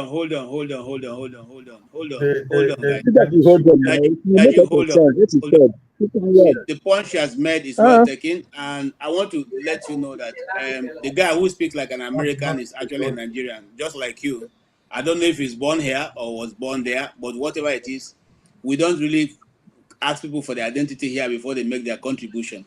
So if you can hear me, relax, man. If you can hear me, we don't ask people for their identity before they make their contribution. We just allow them to make their contribution. As long as they're not bringing, obscenity to our program, and we don't use vulgar language, that's okay. We welcome every shade of colors. He's your brother. He's a fellow Nigerian. He's your brother. Okay. All right. Because a lot of them lie too. They lie. Okay. Thank you. All right. Thank you, sir. Me, I'm tired. I have to talk. Thank you. All right. Thank you. Uzo is the only non-Nigeria. Honestly, I don't know what to say. He borrowed that name. Okay. Right. Let's move on. And what she has said is quite true. And that is exactly what Masca have been canvassing here. Nigerian problem, African problem can only be solved by Africans. unfortunately, many powerful people have taken over the saddle of the bicycle. So we are not even moving forward, because if you hold the horns of the cow, how can you want him to move forward? It doesn't happen that way. Anyway, having said that, and I agree with 2 Niger, 1 brain cell, which he says that the extraordinary rendition is not a proper law. But however, every charter of law that is signed becomes binding on the country that signs it. An extraordinary rendition is a law signed in Nigeria. That means that it takes effect. And you keep saying this thing. There was a one super policeman who they used to call the Robocop, who was doing all the magical things in Nigeria. But he was caught, whether he was set up or not, I don't know the real story, but he was caught. Okay? And America wanted him to be extradited to America. And the Nigerian system didn't allow that. Okay? So if they didn't allow that, do you think that America didn't have the ability to come to Nigeria and take him? They could have. No, but KJ, that would be a different hold case. on, let us talk now. Let us talk. But they followed the laid down procedure. We cannot be priding our country for not people who are not obeying the simple rule that's been set. If Kenya, a smaller country, can in their high court rule that we offended their laws, okay, we came against the laws of Kenya by doing this. Why didn't you want to pride yourself and say, what you did is a Kenyan ruling is not binding on Nigeria. It is outside Nigeria. One second. So wait, KJ, hold. What is he talking about? What is he talking about? Let's move on. Let's move on. A Kenyan ruling. Wait, let me just land. What is he talking Just about? a minute. Okay, Just a minute. Yes. What you have to something is talking about fugitive, all right? If somebody, for example, pass somebody in America, right? He ran back to Nigeria, all right? When America looking for him, all right? He broke the law. We America just fly their airplane, go to Nigeria, pick him up without consulting the Nigerian government and bring you back here to face government. Or are they going to like?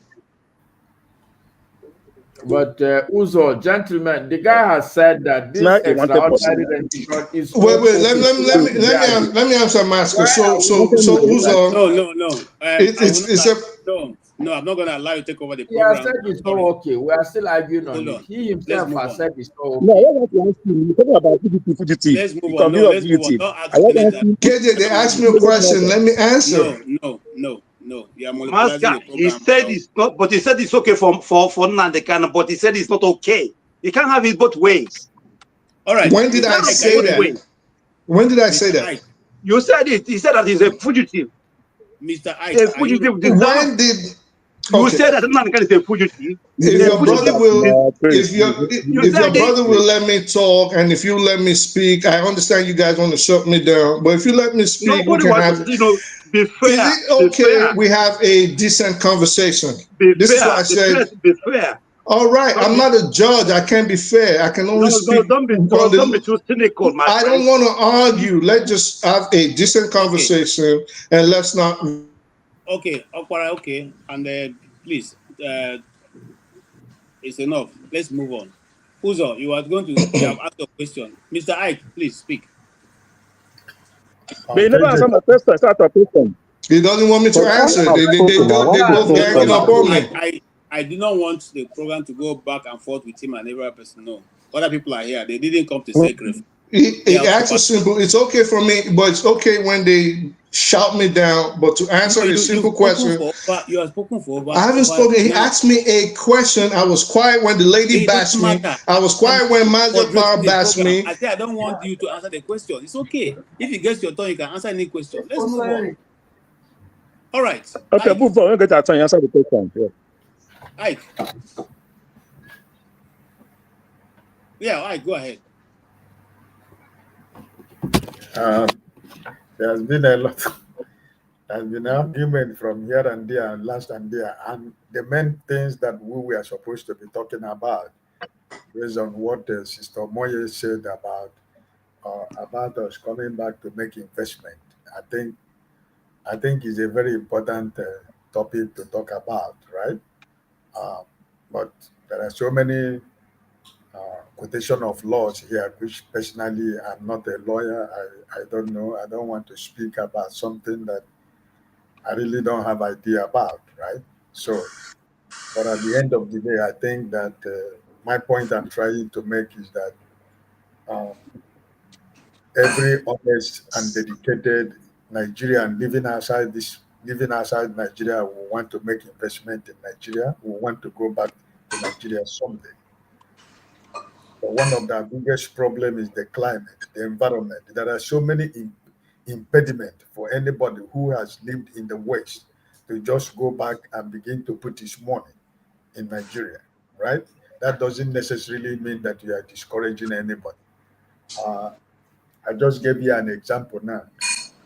AY went to Nigeria and he went to Abuja and he was I with invest. and he went with Masca, right?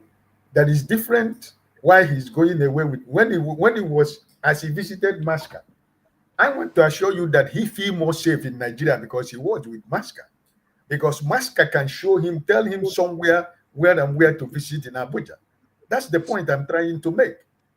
If I have to visit anybody in Nigeria, for example, as he visited Masca, I'll be confident to go out with that person because he knows where we can say, hey, Ike, you can't go here. Ike, this is where we can go. That's the point I'm trying to make.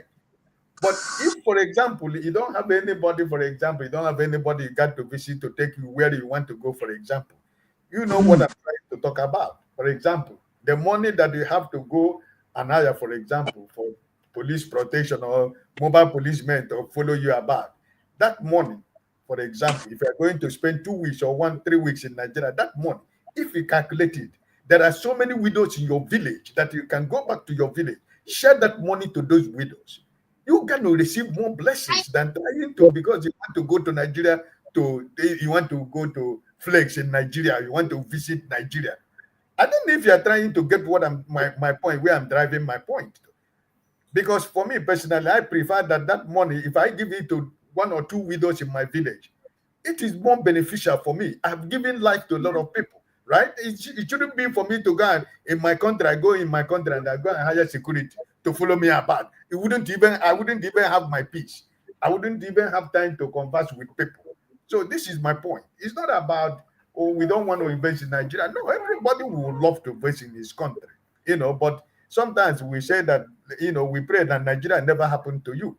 And there is a lot of us that Nigeria has happened to in one way or the other. So if you are trying to do it, you have to really be very careful in trying to plan what you want to do. That's my point. I think is a very good conversation that, some of us who are living here, we should have. But I don't think it should be something that somebody should be say, okay, you don't just wake up one morning and say, you're going to Nigeria to invest. I don't think it works like that.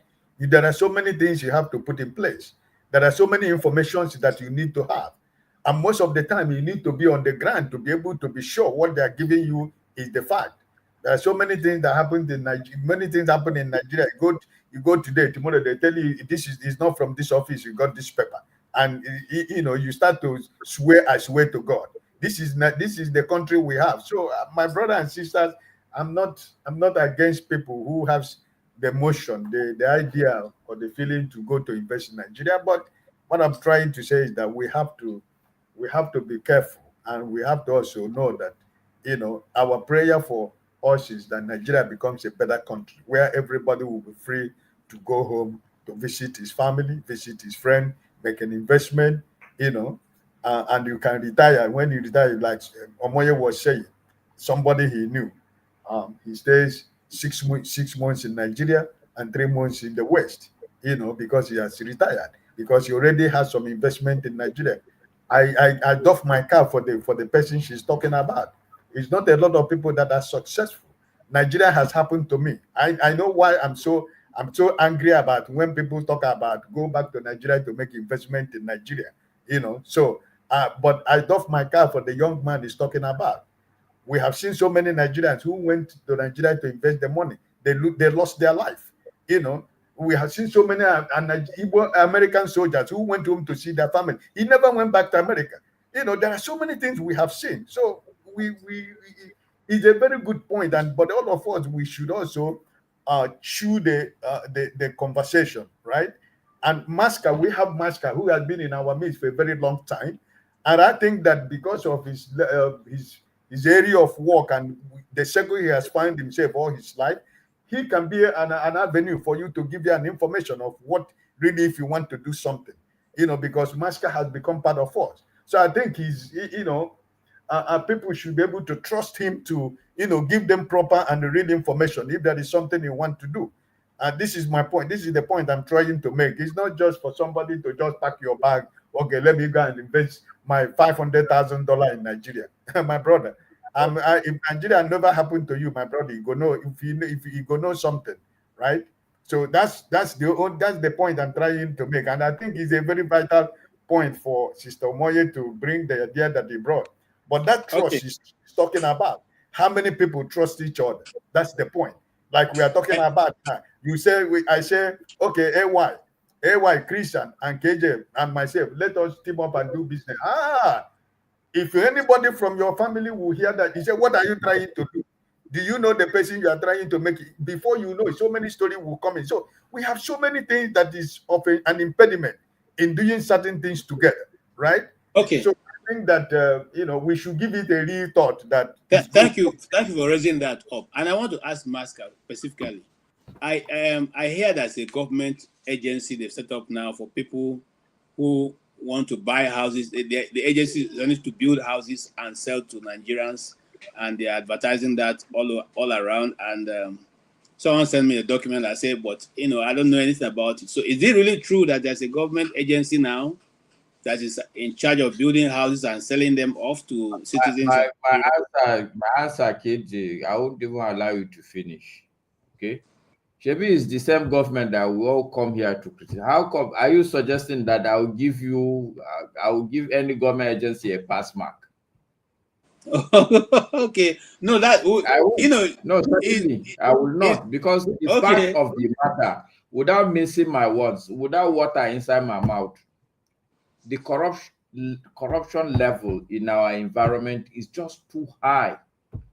Nothing is going to work as planned.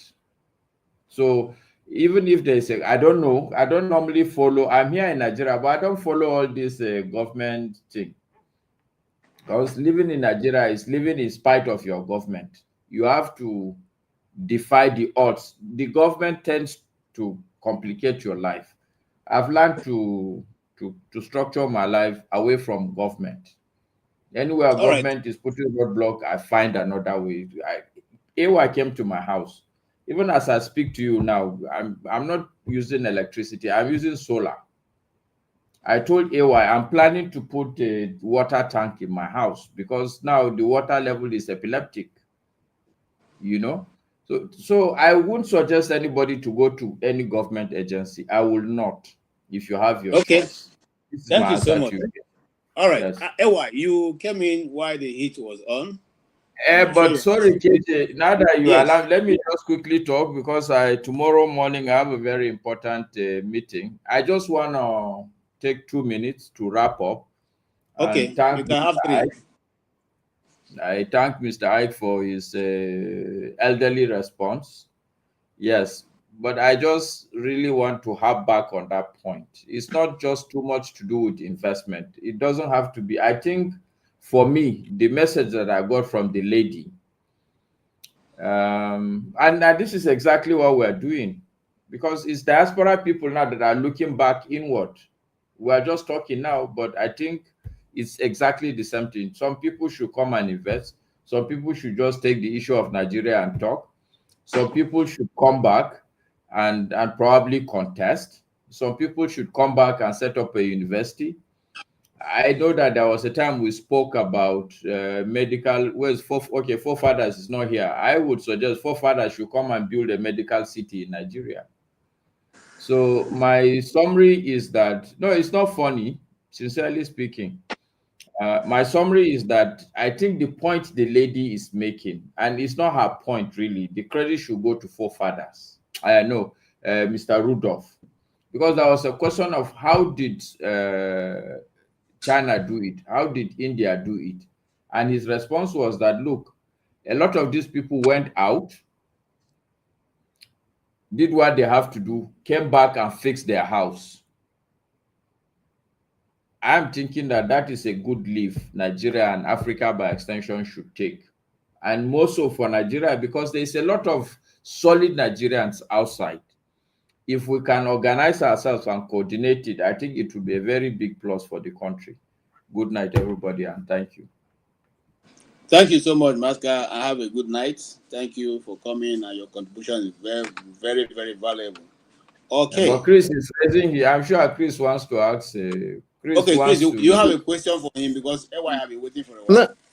No, well, it's not really a question, but you see, the thing is, like I was trying to take, because after the first statement I made, I haven't spoken since then. So, but what I was trying to say, because we are talking about investment. So, the reason why I'm trying to bring about this is because one of the biggest challenge you have in investment is the business environment. Top of that business environment is the legal system. So the reason why, I asked one Niger question, it's not about rendition. It is about the government obeying the laws they made, obeying court judgments. Now, in a system where the government doesn't obey the court judgments, you will find that even if you as a citizen gets into Nigeria to invest and run into problem with the government, you are at the short end of the stick. Landmark, for instance, was bulldozed, his business was bulldozed, even though because they want to construct a road. Now, with the government today, we know that his business that was destroyed, they are not even putting that road on that particular place, but he has lost out. Now, the reason why I'm talking about the justice system is simply because it plays very important role in development. I have said it before. Any developed country is associated with very strong legal system. And most underdeveloped countries are associated with weak legal justice system. Getting the point. The point is nobody is telling you that Nigeria is a safe haven. People are saying I'm coming. What I'm trying to say is simple. While some of us are taking the risks, okay, to come and invest in Nigeria, but the reason why we are talking about the government of Nigeria and why it is a problem is simply because just the diaspora investment, not only it's at jeopardy, but the foreign direct investment will not come. So it will have a limited development when it comes to, developing Nigeria. So that's why Nigeria is where it is at the moment. But so this is the point I'm making, Chris. You are now turning the whole thing into an egg or the chicken argument. You say? It's not that Nigeria is a safe haven, so come and invest. No, the whole even idea is that come and invest in Nigeria so that you can make Nigeria better for other people that are not Nigerians. Because if anybody is to do it, it has to be you Nigerians. Not because... And I agree with you. I agree with you. The only thing I'm just saying is simple. The reason why I'm saying this is simple. you know, when it comes to individual and the government is not obeying the court judgments. Agreed. That is all great. Yeah, that becomes a big problem. Just you know, like the reason, and I want the reason why I asked this one Nigeria you know, I asked him the question is because those who are, you know, I don't like commenting on Nnamdi Kanu's case because I know this case very well, the history. So if the government actually obeys its law, there would not have been anything about fugitive. Because when he was arrested, we are talking about investment. Now you are going back to no. Listen, I want to educate people here so that they understand. Because it's not just about investment. When he was arrested in 2015, he was taken to a judge, and that first judge that his case was taken discharged him and acquitted him. The government didn't obey that. They took it to a different court. That judge there, the second judge, said to them, go and obey the first judgment, that they should not bring this case again to his court. Before they went to this third one, the one of this lady, the lady that was handling the case, you know, Justice. Yeah, in whatever, Netanyahu, no, not Nyako. Okay. Yeah, before they went to Nyako. So, in other words, if they had been obeying their court judgments, there would not have been a case of fugitive and a case of rendition. Okay, so that is where the problem lies. And so when people are talking about the case today, they tend to think it started from 2021. It didn't start from 2021. The case started from 2025. All right. 2015. So that's why I want to educate them so that they will understand the injustice here. Thank you, Chris. Chris. Okay. So I also want to say good night to everyone. Thank you. All right. Have a good night too. Yes, Okpara, you were supposed to have gone. You're still around. Okay. I just want to, because I just want to say about investment in Nigeria. Honestly, if you have not done that, go and try and see. It's the best. The best thing is try and see. The best experience is when you have tried and you see, and then you come back. You are telling us to go. You know, you are telling somebody to invest in Nigeria. Why those people who are your rulers are packing the money they're supposed to invest in Nigeria? They are packing it out of the country. They are using it to buy. Mazi.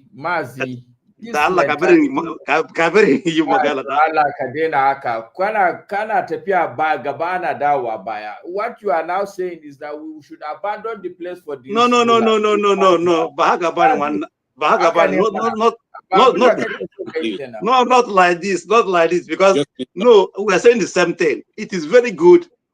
I don't want to come and tell you what, you know. If I start telling you my own story, you will pity me. What I'm trying to tell you is that all of us.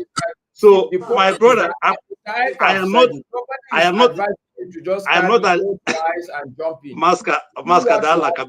Maska, let me finish. Okay. All right. Gentlemen, thank you so much. Let's move to AY. AY, I've been here patiently. I've not said anything in that. But you are there, Diala Kaberi. Can I, Haba? Okay. No, what I'm trying to is just laughable when somebody is telling you to why the people who are ruling you are taking the money out of buying houses in Florida, in Maryland, and this and that, and you are selling to, you know, isn't it ironical? It's very ironical. Yes, yeah, AY has good night from here. Thank you so much. These guys, they don't want me to speak. Oh. Thank you. Sorry, it's taking a while, but you have the floor now. Okay. So is the Nigeria thing, right? I actually was really enjoying what Mr. Ike was saying earlier, right? I don't think Nigeria is that bad as people actually try to make it look, right? Okay, We Ewa, got, you just came back. You just came back from Nigeria, right? yeah, we And you got were to. in Masca's house, right? And Masca is No, using electricity, no, he's using solar, he's using I solar. only There's no visited water. He Moscow. wants to put up a tank for him to be Hold able to on have now. water. That is where I'm coming. His road Let is me obviously bad. And you're saying wait Nigeria is not now. that bad. Let me Wow. hold on. At least give me some minutes now. People must share their view. All right. Okay, go The ahead. thing is, to be honest, even before I made this trip, So right, I got tired of even. In fact, it's not even interesting again. If I hear Nigeria, like nothing interests me, right? I don't even want to go there. But what Masca is saying is the truth, right? Just that if you want to live there, you must be ready to be your whole government. This is the honest truth. So basically, like what Masca, a lot of people now in the big cities, they all have solar. Their houses, Masca does not even use electricity, like power from what's it called, from the NEPA, the PACN. It does not use it at all. There are a lot of people like that. So you have to just be your whole government, have your whole water, have your whole electricity. That is where it got really like very funny. So the poor people, they see suffer, right? So the area where how they classify the electricity, band A, band B, band A, they even have light, actually, matter of fact, to a large extent.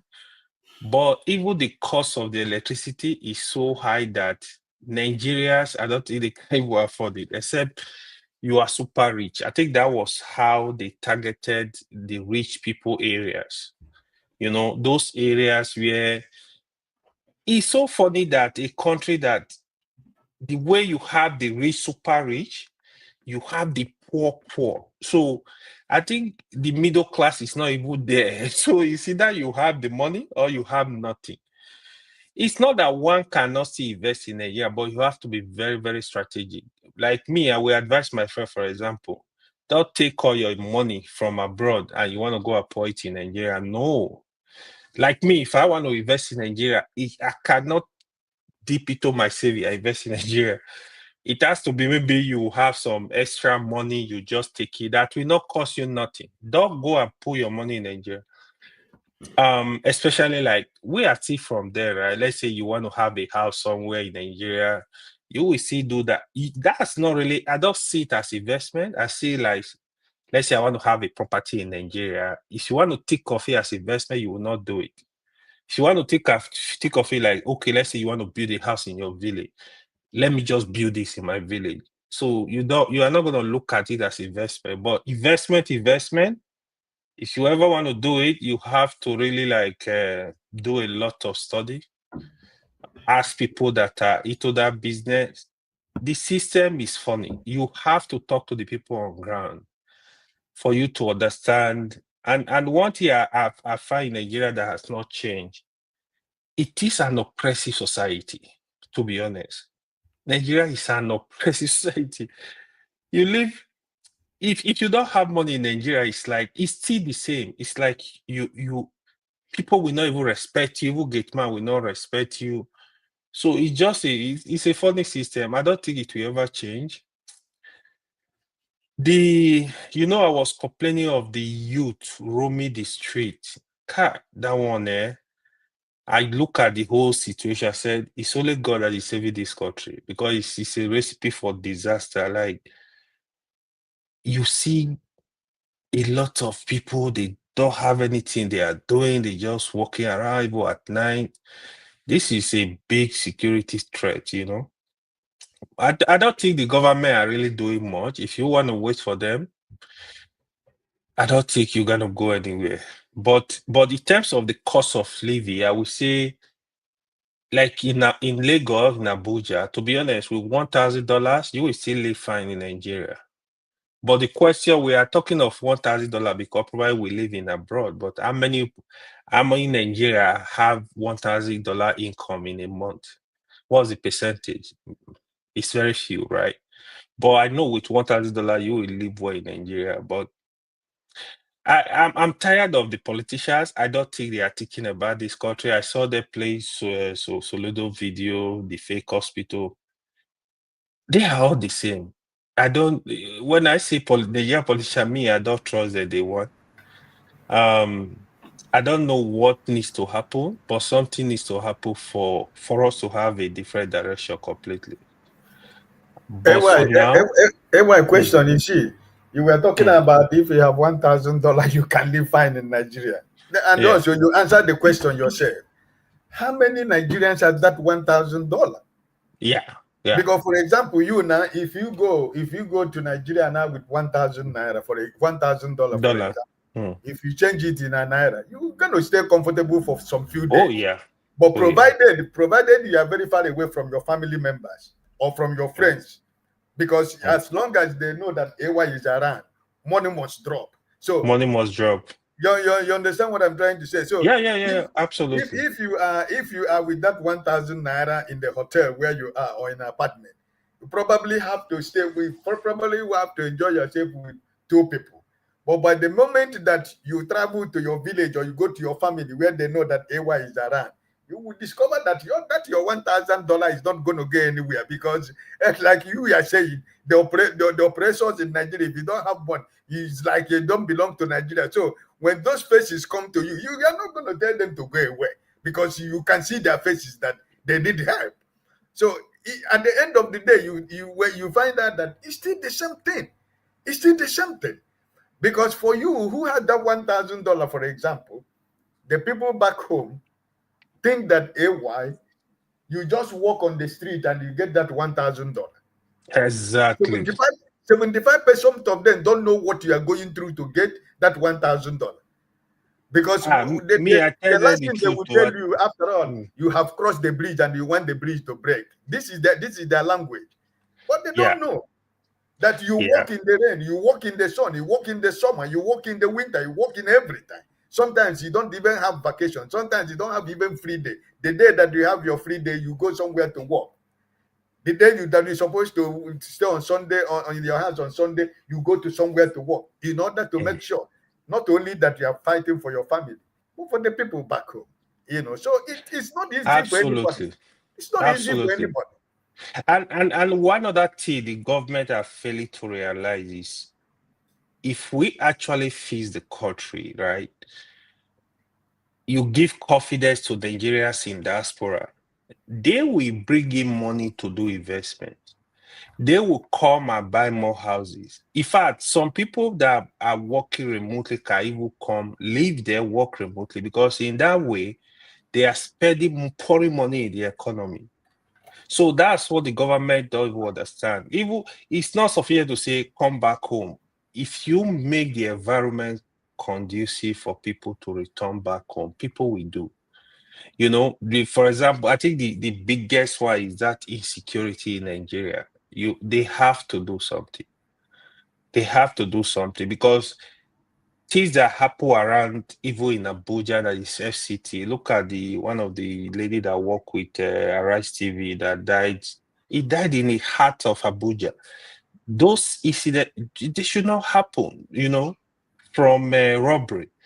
This kind of stuff should not happen. But you see, they are happening in Federal Capital Territory. Then what about the remote areas? Just think of what happened. So they need to work. I don't know, the government, I don't know who can talk to them. They need to wake up. They need to do something, help the people, because Nigerian population is actually blowing up. This is what we are not actually discussing.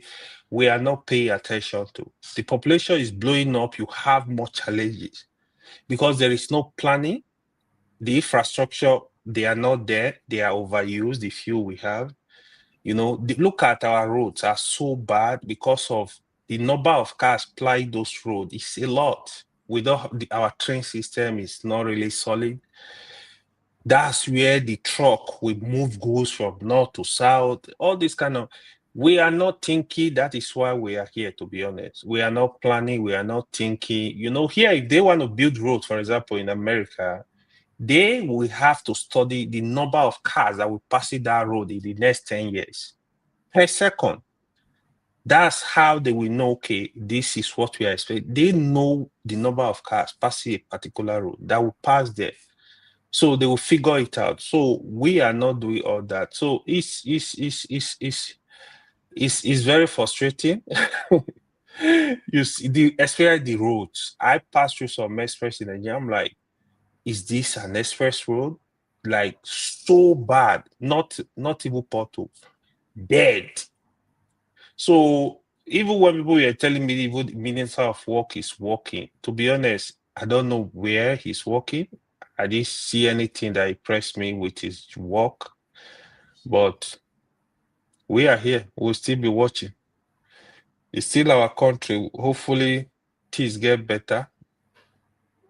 That change will come. I don't know when, but I'm still hopeful. All Thank right. you. Thank you so much. At least you exhausted all your wanted to say. We left you in peace. Mr. Oti, you heard what AY have said. I don't know. One of the reasons or one of the decision, what you look at before going to a nation is how safe that place is, and if you put an investment, whether your money can return. In other words, not being returning immediately, but I've forgotten the term they call it in the bank now, but able to scope your money out of the country if you put it in. You look at all that option before you go and make a huge investment. What AY is saying now, does it look like Nigeria is a place where people can invest and be able to get away with it? And also, since I speak the truth is still with us, I also want to ask him, and then you can also touch on that because you're a lawyer. So, you're a lawyer. So, we are now at the right place. We have been chewing our mouths here concerning, extraordinary rendition. But now, the case of Mazin Nandekano's lawyer, a lawyer Ejimako, he's been in detention. A detention for, it was, government first said it was incitement. But right now they are saying he protested in a restricted area. But when they looked at all the places they went to, they were not even close to where the restricted area were marked out. But still, he will not be granted bail. Rather, what they did was they took him from the known destination to unknown destination where they presented him before a judge without any legal representation. What do you say as a person of this noble profession? Before we used to say lawyers are the noble people, but now it's beginning to look like if lawyers were like Nike, I think it has gone to the dogs. Won't you say that? Excuse me. Good evening, everyone. Good evening, sir. Yes, I hope we are having a good Sunday. Hmm. Well, first of all, as even a lay person can comment on the state of the state of the law in Nigeria. You don't have to be a lawyer or an expert in law to understand that it's gone to the dogs. Right. So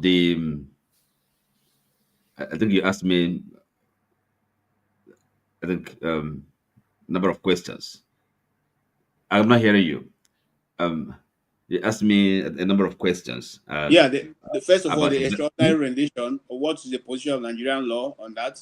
Secondly, the fact that they are charging Mazin Namdekano's lawyer and his brother and Shore a bailable offense, but they denied them bail and they kept them there now for today will make it the third day they are going to be sleeping under detention.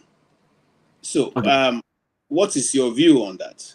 Well, the issue of extraordinary rendition is not just a matter of domestic law. It's an international law, a norm, human rights law. I mean, if somebody is accused of an offense and is out of the jurisdiction, there's a letdown process to for a government to seek to bring that person back to its jurisdiction so that the person prosecuted. You don't go and grab the person. I mean, that's is illegal.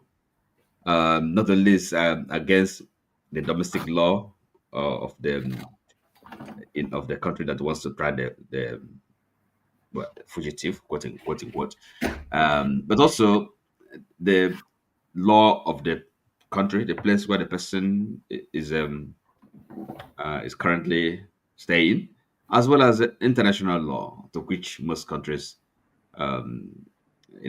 subscribe to. So I think there's no doubt about that, about the legal position. And now about the case, the situation of Ejimako, and so what can one say? I mean, is as I said, one doesn't need to be a lawyer to understand that what is going on in Nigeria is, I mean, the country is, is lawless. That is a simple way of putting it. So I mean, we know what happened to Delhi. We're talking about these are kind of if like prominent individuals, and the government is treating them that way. So without any regard to public opinion, to international opinion. So that is well, somebody has mentioned, referred to selective justice. That can be no justice. Okay, if you want to, if you hold yourself out as a country that is governed by the rule of law, that you have to be consistent. Maintain a clear standard. It's not treating people under the same circumstances differently. So justice must be seen to be done. So that is the principle. This is a Nigerian, what's happening here, what the Nigeria fails on the test. So it's not open to debate. I don't know why anybody should be arguing it. You see, our court system, I mean, those who pass through the system, retired Supreme Court justices and Court of Appeal justices have, talked about it. So who are you, or who are you and I, that are looking into the system from the outside? Who are we to begin to kind of defend it? This is a nonsense. When it comes to investment, well, yes, and everybody investing his or her money. Well, yes, you don't want to lose your money. No, For I one was thing. just reading Okay, it. even if you don't make profit, you I don't was want to just lose your money. You reading. don't want to lose your capital. If you make profit, okay, well and good. So, but as somebody, because it's not just a matter of you want to make investment. Somehow that sense of if like patriotism, this is my country, you want its development, you want to contribute to it. That also should be a very a driving force. It's not just yes, you make profit, but I think it can be taken for granted that you know the investor, diasporan investor, somebody of Nigerian descent, somebody who has Nigeria as his first native land. Um, the patience. Your capital has to be a patient one. You don't want to. I would mean. So after you have people back home, so you have to do your due diligence, and then, as I said, the first thing is you try not to lose your money. Okay, it is not. Yeah, if you make profit, well and good. Also, the Japada thing, relocation. It should be a serious prospect for, well, I wouldn't say for everybody, but for a lot of people. For me, I tend to right. It's not negotiable. It's just a matter of time, because by the time if you've lived so long in Europe, and then getting to my age, I wonder what your body will be telling you. What's what's going on in your head. You want to live here in a foreign land, other people's country. What are you doing? I mean, you see, this life is just one opportunity. We're gonna die one. It doesn't. You have to die somehow, someday. The question really is, when you're dying, you have to kind of. I want to be, at that point. Okay, so look, I've done my best with no kind of regrets, and that so that you're in a foreign land, and it doesn't matter what contribution you make, in a foreign land. It can't equate. It can't amount to what you owe to your native land. So that's to me the understanding of it. So it's, okay. All right.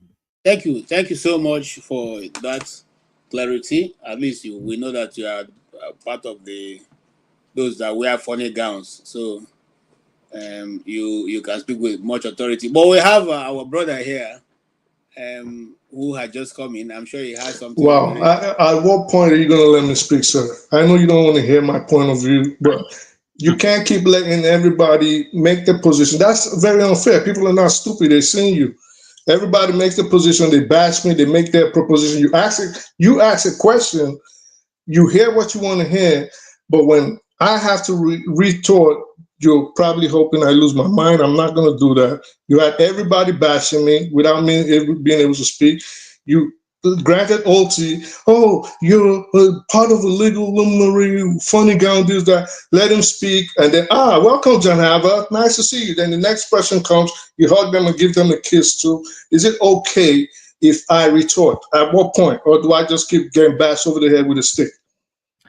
Okay, thank you so much for Sorry, your contribution. We go on to uh, hold on. No, we're not going to go there. I'll move on to Jonaba. Jonaba, make your input. Thank you so much. Okay, I'm cool with you. I'm just saying. KJ, it's nice to be with you this beautiful evening, my brother Ike. Speak the truth and AY and OT. It's nice to spending a little time with you guys this good to see you. evening. Yes, sir. I see my brother KJ in Sunday service.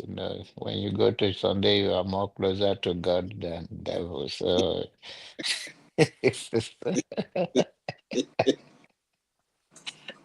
so, so I see, come on, what do you want me to talk on? I know there's a reaction to. Yeah, you have many ways.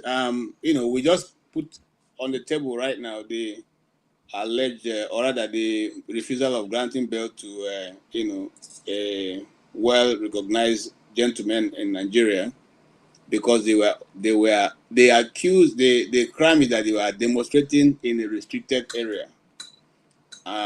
So they were taken to court and they were not granted bail. But eventually, when they got bail, Omoye was rearrested because they said he called the IG of police useless.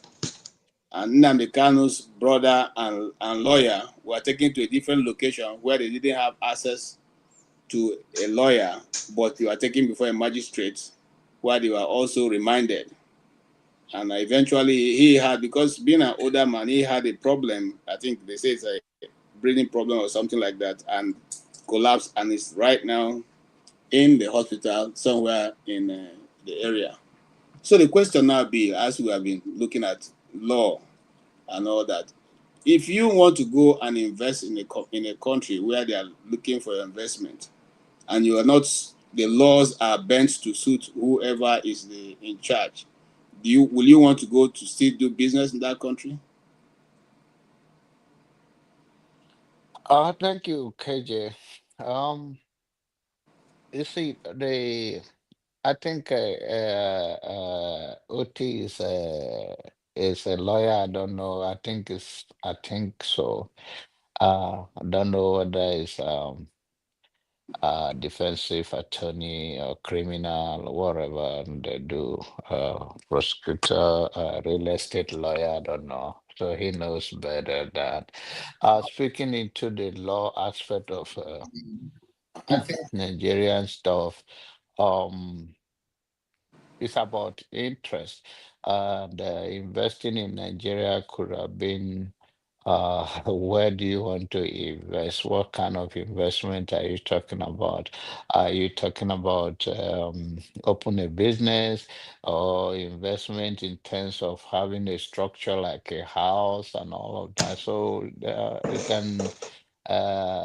you can, as a Nigerian, I think most of us we invested in Nigeria in one way or the other. Whether we train the young ones in school, support the uh, whatever the people you have there. But uh, the the system, the injustice in the system, except you are among the 1%, is not really uh, good for ordinary citizens.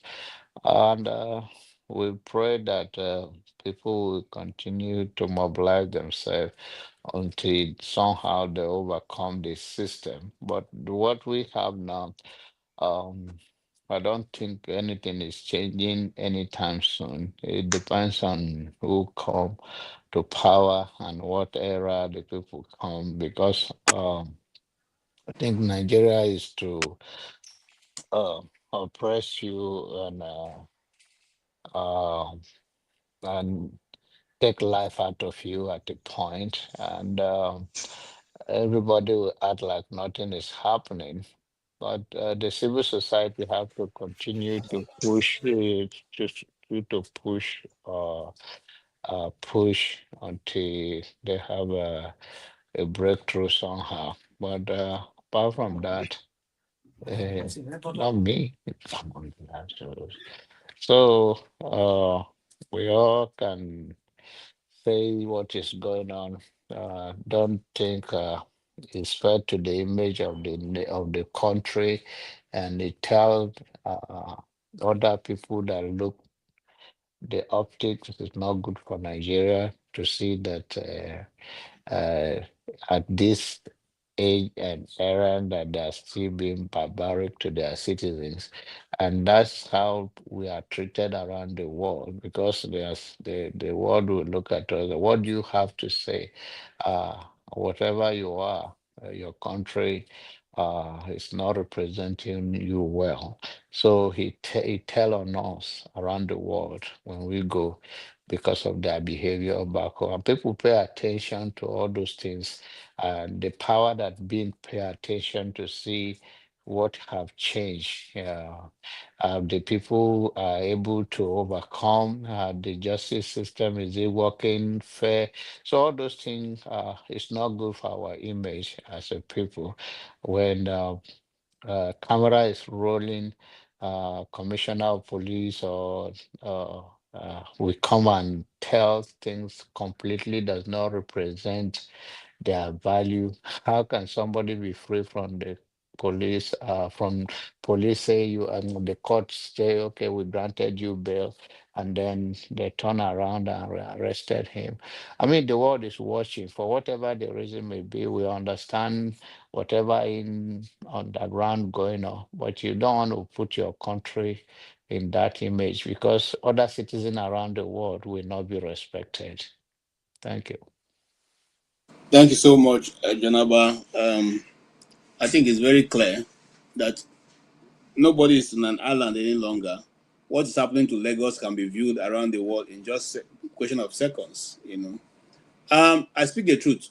Now you have your turn before we come to Jefferson.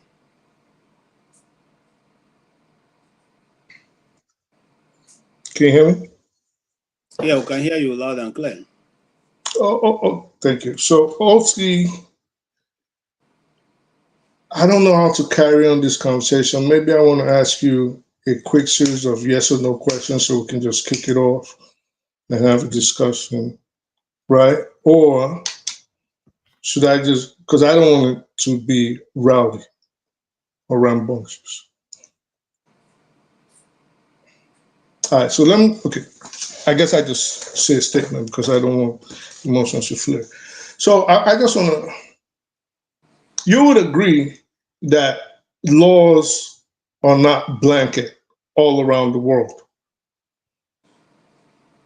Even within the same jurisdiction, even within a state or a region or even a locality, the laws can actually vary. Take an example in the United States, county laws might vary even if the distances are very closely aligned, right?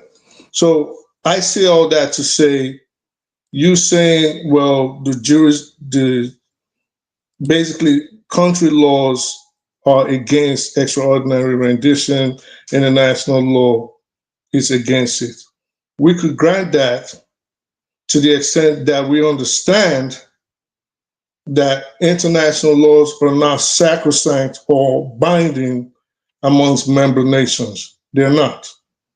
So, in as much as they are laid down principles that the world governing bodies hope and expect that countries follow, they are not binding, meaning Kenya, for example, cannot make a ruling on something that happened within their borders and expect the Nigerian authorities to follow or abide by that ruling. I would hope that we all agree on that, and I made myself clear. If not to you personally, because I think I made myself clear, but for anybody, I would gladly explain or try to bring it down to layman's terms. Now, that being said, the argument here, and which I have come over and over reiterated, and I don't know if you call it OT, is not that extraordinary rendition on the face of it is fair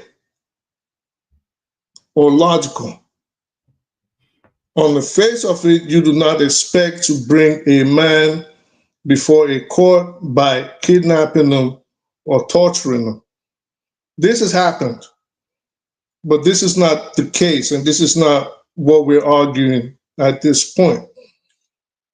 Before I move on, you will also agree, OT, that there are caveats in the law, which means the law can say it is, for example, in the United States, it is illegal to violate a man's Fourth Amendment right, which, if you don't know, I know you're in London, the man's expectation for unreasonable search and seizures. You don't want the government to violate that right. But there are circumstances where it is all right to bypass your rights under the Fourth Amendment, which would mean there were exigent circumstances present. For example, a guy is selling drugs in presence of the police. He doesn't have to go get a warrant. Those are exigent circumstances before the evidence is destroyed to act fast and detain the person that's seen violating the law. Now, if we agree that there are caveats to the law, and which I think this is the part everybody else is not understanding and where their emotions are getting involved. We have agreed that under international law, extraordinary rendition is abhorred. Everybody agrees across the board on that.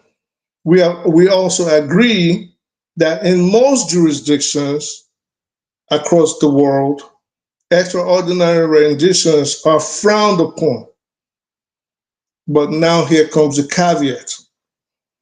What do jurisdictions, say for example, Nigeria's, and say for example, the United States, which is what brought this whole brouhaha, because KJ asked Omoye a question, called her a lawyer, she didn't deny it, and he asked her a legal question. So when she answered, I assumed she had to have been answering either from a Nigerian standpoint, legal point of view, or an American one. Now, if we are to agree that there are caveats to the law, extraordinary rendition is bad. But what does it say when the defendant brought before the court is a fugitive from justice?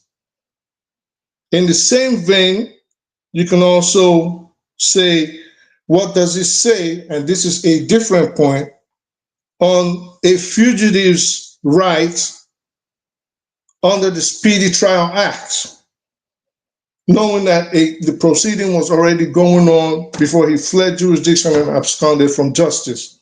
This is where I think the rest are not getting it and where their emotions are flaring up. So if we're to say, okay, I give you Sorry, enough time. if you carry on like this, I don't know how many.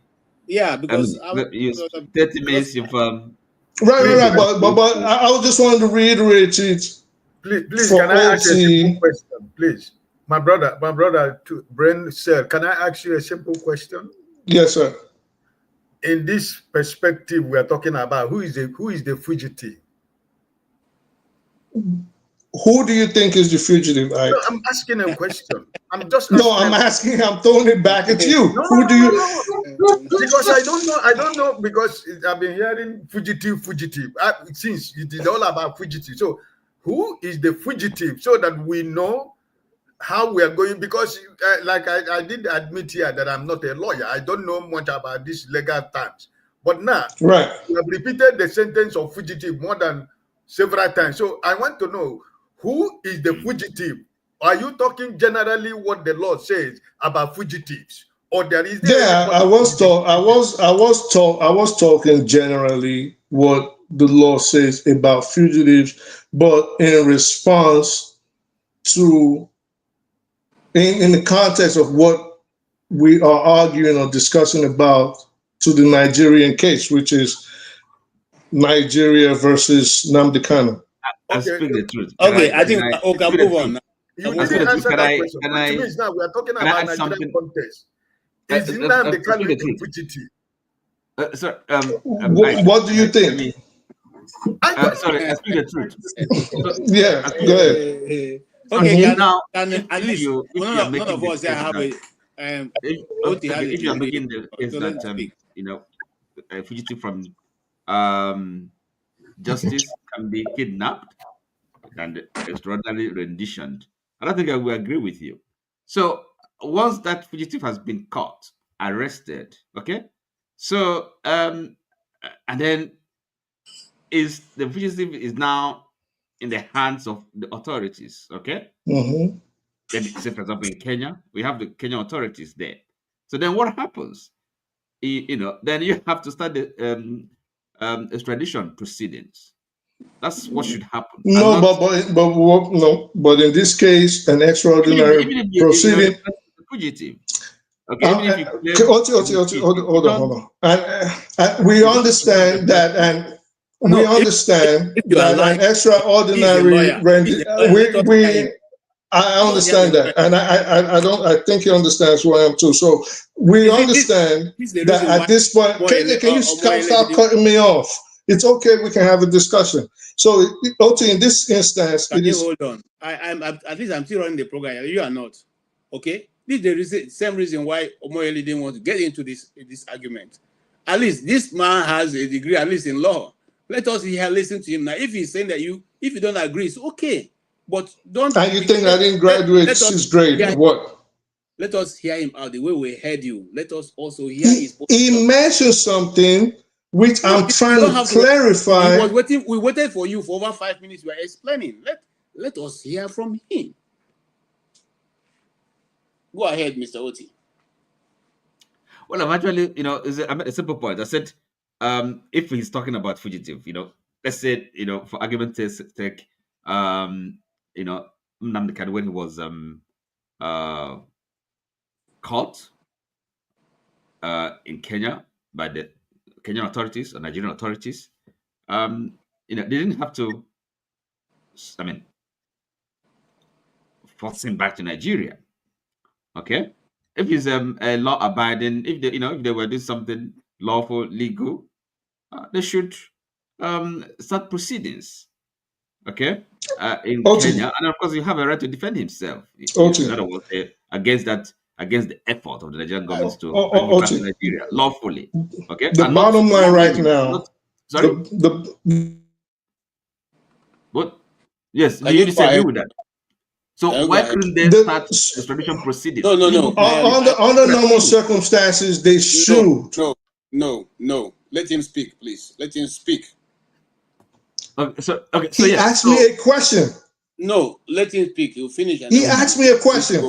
We'll go back to you. You can't determine when he wants to speak. Please, let him speak. Go ahead, anyway, it's just ask me a question, okay? So, I was saying that. Okay, you want him to answer the question? Okay. Please. Yes. So, and of course, I mean, it's a question. Long. Of course, he wants me to answer it. Okay. Answer the question. Well, your feelings are really going to get hurt tonight. Listen, LT, the bottom line we're discussing now is not woulda, coulda, shoulda. All right. The bottom line right now is that an extraordinary rendition has taken place. Okay. Under normal circumstances, an extraordinary rendition should not take place, which means the process of an extradition treaty extradition should have taken place. It didn't happen. Now, what we have to decide is if the extraordinary rendition is proper and legal under the law. What your feelings tell you doesn't matter. What Nigerian law, which the Nigerian Supreme Court has already settled that, which the U.S. has case precedent, and the U.S. Supreme Court has also settled that. I've mentioned various case laws on here. In all the years, in over 100 years, the only case law in the United States that has gone against the remaining rulers of the jurisdiction is U.S. versus Toscanini.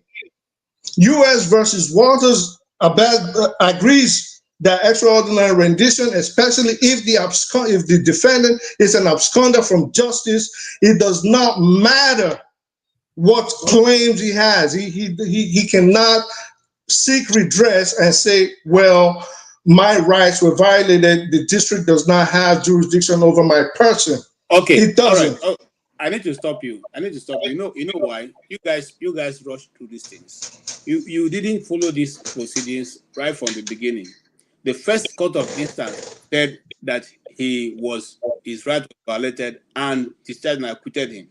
The second judge said, when he was taken back, said to them, go and obey the first judgment. The third place they went to, the appeal court. Okay, that's not true.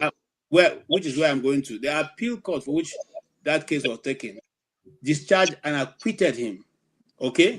And said there's no court that can try him based on what they brought. That's not true. Hold on now. You know you're always the truth person, but let me say. Now, what was reigning then in Nigeria was you cannot put nothing on something. That is a digger term. You can't put nothing on something. Katie, stop pretending like you know the law. Like it's like stop it. Oh, okay. That is not true. I don't know the law, but you know the law, right? Yes, I do. No, you don't. Yes, I do. Oh, all right. Okay. Can we hear from a practicing lawyer, which is OT here? At least here you are not admitted that you're a lawyer. We asked you earlier, are you a lawyer? You said I graduated second grade. If you graduate from a second grade, it doesn't make you a lawyer. I studied law. Yeah, that's what I'm saying. I'm telling you, I'm illiterate. That's what I'm saying. No, we are all literate. No, I'm saying I'm illiterate. No, I'm saying I'm illiterate. You're looking for a practicing lawyer. It's different to be an attorney. No. I said I'm illiterate. I didn't go to school at all. Let us hear from a practicing lawyer. I said I'm illiterate. One question to make this interesting. I know Jefferson has been waiting and will be having something to say, but I have one question, my host, KJ. I think this also go to the to when the world watch, when we the Nigerian have conversations on issues, and it's also tell on our understanding or our pretext or our side, which is part of life. Everybody is entitled to take a side the way they want to. But and I respect the OT about when we, sometimes words has meaning, and when it associated to us or somebody we like, we don't want it that way, or it's heavy for us to acknowledge it. Just like when I think when I speak the truth, to use the word fugitive, I believe he was referring to Nandi fleeing the country after his, I think the law enforcement came there and he believed his life was in danger and he left the country. And that time he was under bail from the system, so from the judiciary system.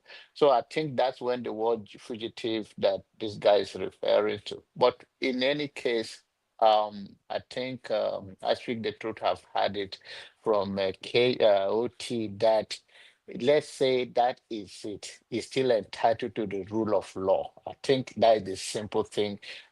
Two people cannot be wrong. The judiciary system still have to charge him to court to say, okay, this is what you do and this is the consequences of your thing. I think that's what OT is trying to, my understanding actually of what OT is trying to say. Okay, I agree, it's a fugitive, which some of us here is hard to say. Okay, it's a fugitive. We don't want to call him a fugitive, but then when we go up and down like this, the world is watching us, and then No, they but size our way. Tonaba, with due respect to you, that already have been ruled. In fact, the Supreme Court, you see, that's why somebody asked a question here. Do you choose the law you want to obey? The same judgment they are quoting, the Supreme Court said, no, nobody can call you that you have And absconded job because bail. the army came to your house to kill you. Anybody in that position is expected to escape. So it is not your fault. This is a ruling. This is a ruling standing. But the Okay? ruling also says Hold that on. if he has to seek redress, he can seek money. Hold on, he can seek monetary redress. This is what I'm telling you. An absconder from the law has no legal standing on how he is brought before the court to continue the trial proceedings. This is what you guys are not.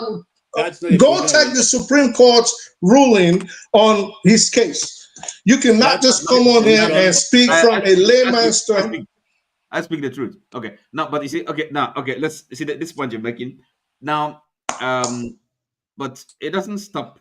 Remember, when you are in the court, okay, you have the government, and then the judiciary, the judge is supposed to be, a neutral arbiter, okay? Impartial. The judge is not on the side of the government, and neither is the judge on the side of Impartial. Right. So now, even if the court, okay, being the court of justice, a neutral place, is saying, okay, look, we don't mind how you brought here. It doesn't stop if that is if that is the position of the law, which is what you're saying.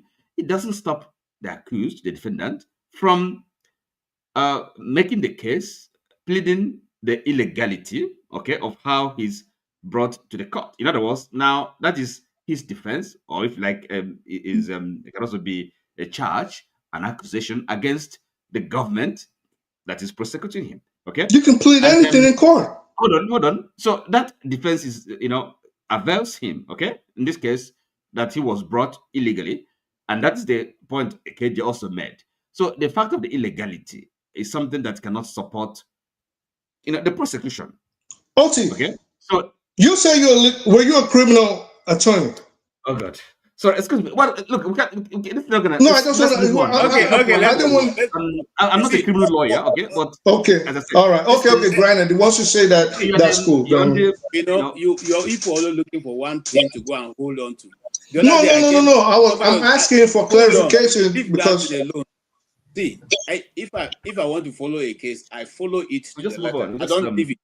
So please, let's just move ahead. I don't think what I'm going to do on the later date is to compile every document that I've come through and we'll run it on this program.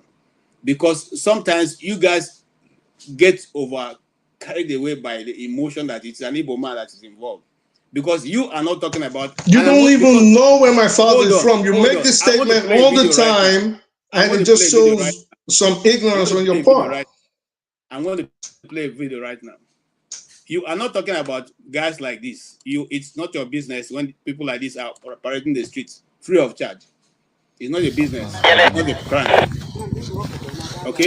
Nigeria. Are these terrorists? Are these Yes. bandits? Yes. With this. Yes. In Nigeria. Alhamdulillah. Why get that? To be trying somebody.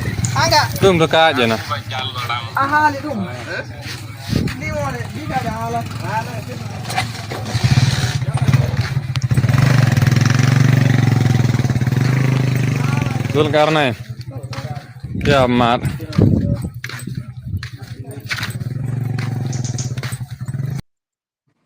That is not a problem.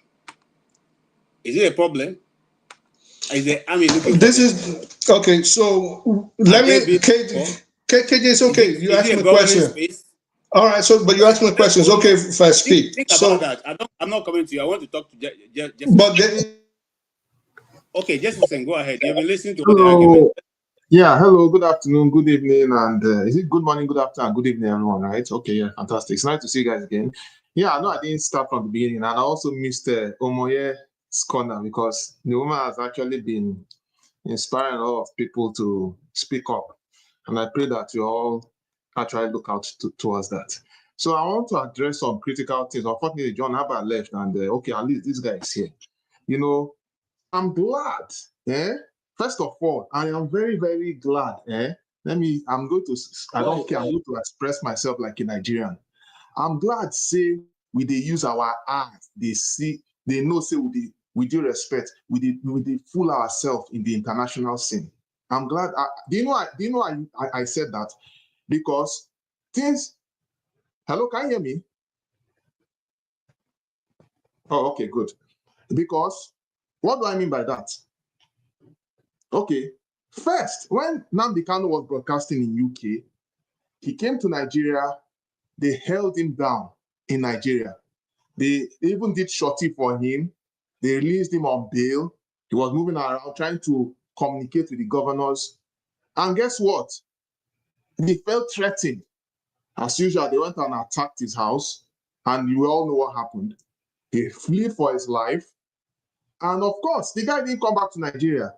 And because he was being threatened, because the Nigerian government at the time was being threatened, they did everything within their power. Instead of resolving the issues of Nigeria at large, they did everything within their power to bring this man back in. And how was he brought into the country? He was kidnapped and smuggled into Nigeria under high profile, like a high profile criminal. After doing all of that, okay, to even seek justice or whatever, see the way they handle it within their own courts. If you watch very carefully, even within their courts, with their so-called Nigerian judicial system, they are breaking the laws repeatedly. Do you need a soothsayer to say this? You don't need a soothsayer to say this. This man here, with due respect, is it one brain cell will be saying that, there's a way we do the judiciary, blah, blah, blah. No, this one are all jargons. All jargons. Let us not deceive ourselves here. We deceive ourselves. What do I mean? We deceive ourselves and choose what is convenient and, sugarcoat.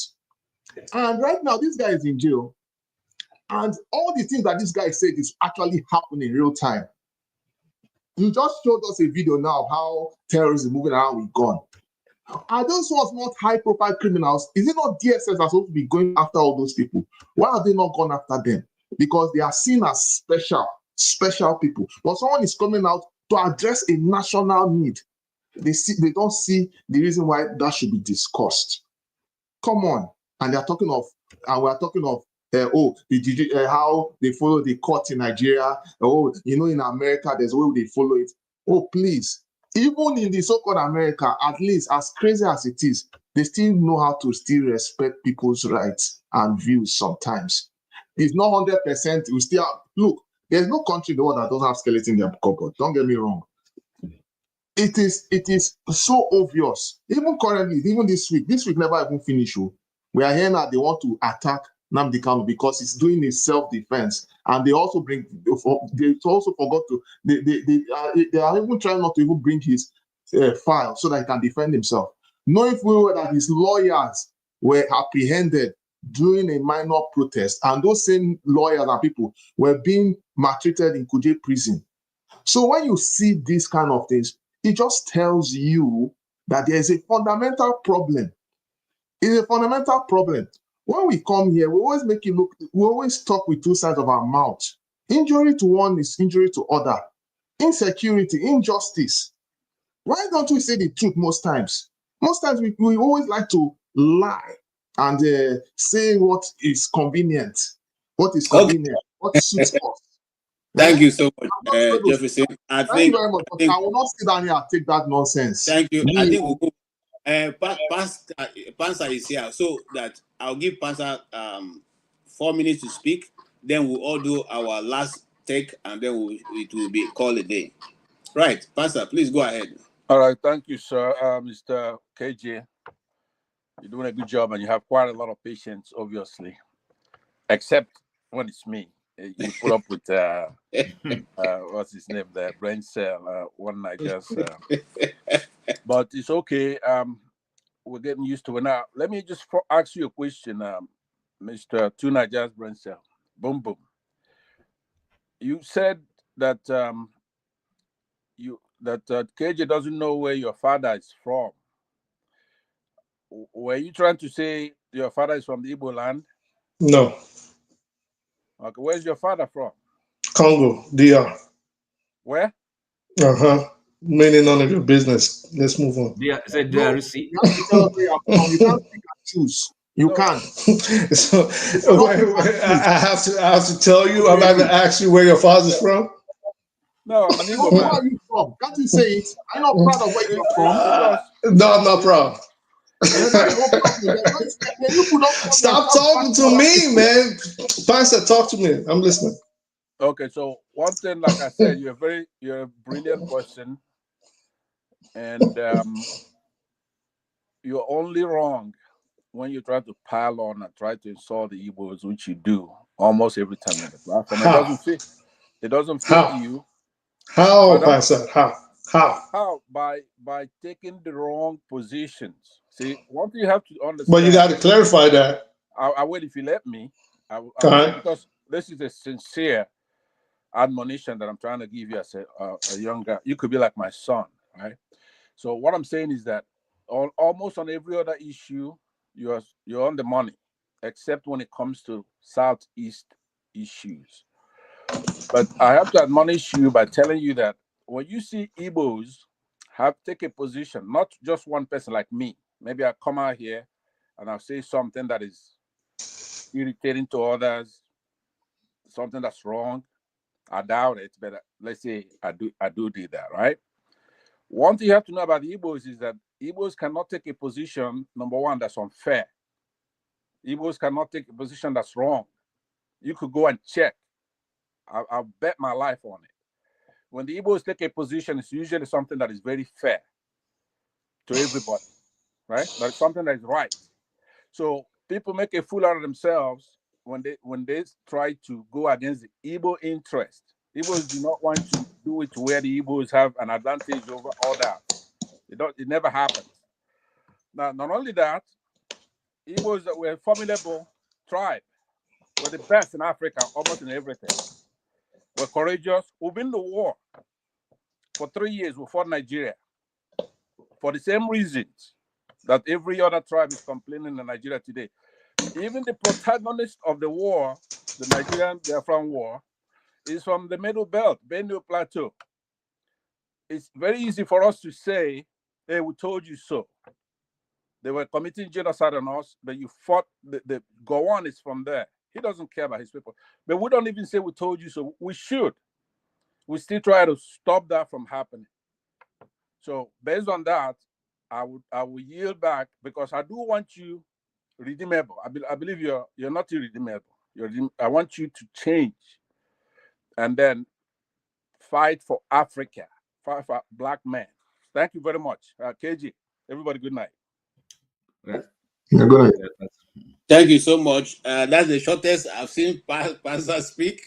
And I think that means he really, really felt he should say something. He usually takes more longer than that. All right, having said that, I think right now I will come to Mr. Ike to begin to make his final comment on this issue. You can make your final comment on whatever. You don't have to do it on whatever we've been discussing. Just choose whatever you want to say and do that. You have 2 minutes.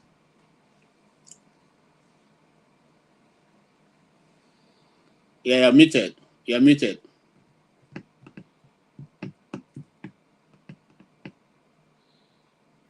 I can muted, yes.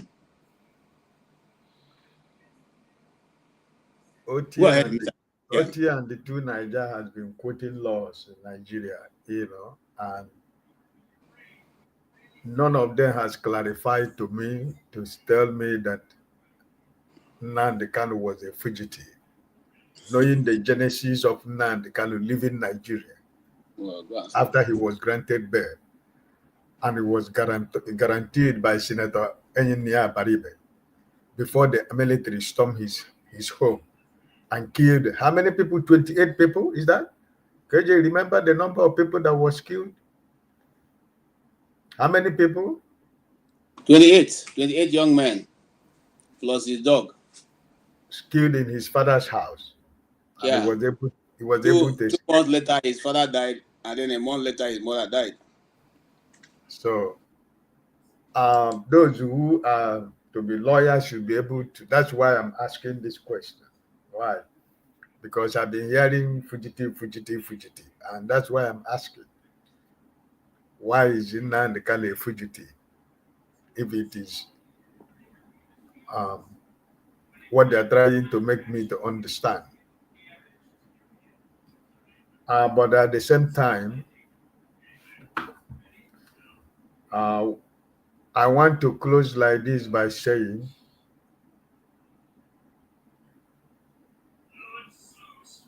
the word of God is true for those who believe in God.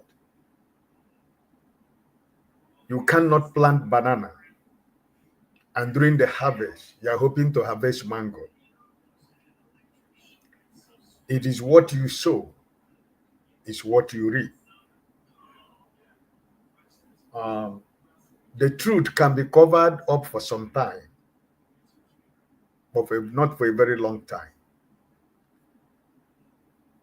And everything we do as human beings, there are consequences to everything we do as human beings. So my prayer for Nigeria is that Nnamdi Kanu come out of that place alive.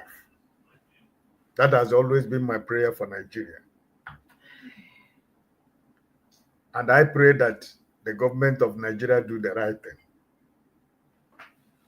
and let this young man go and have his life. If they decide otherwise, who am I? But ndị Igbo si na agbacha ọsọ eme gịnị? Agụọ mile. That is what it's supposed to be. Finally, my brother Oti.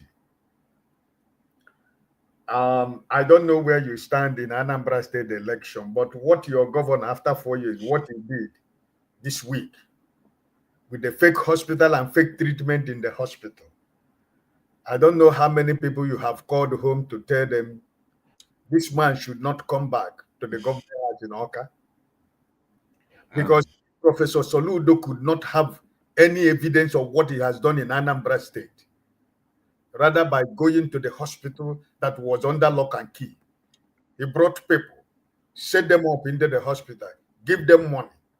And they were showing us yesterday, hey, I was thank God to solution. I was operated. If not, I would have died. Show us where the operation was happened. I've never seen anybody where they did the operation today and they asked you to go home. When they showed the pharmacy, there was no, it was just a wardrobe, no single medic, not even paracetamol, not even one packet of paracetamol is in the pharmacy. So you see, it is laughable and it is shocking that Anambarians are watching this. You know, in a developed, like if it is supposed to be in America, in other advanced country, This man, this singular act of this week, by also promising local government chairman 10 million, those who deliver vote. What is he doing? Is he not vote buying? What does the Electoral Act say? A governor of a state that is participating in an election is promising local government chairman to deliver 10. Everybody who deliver will get 10 million. Those who they gave half will get 5. The other people will get 3.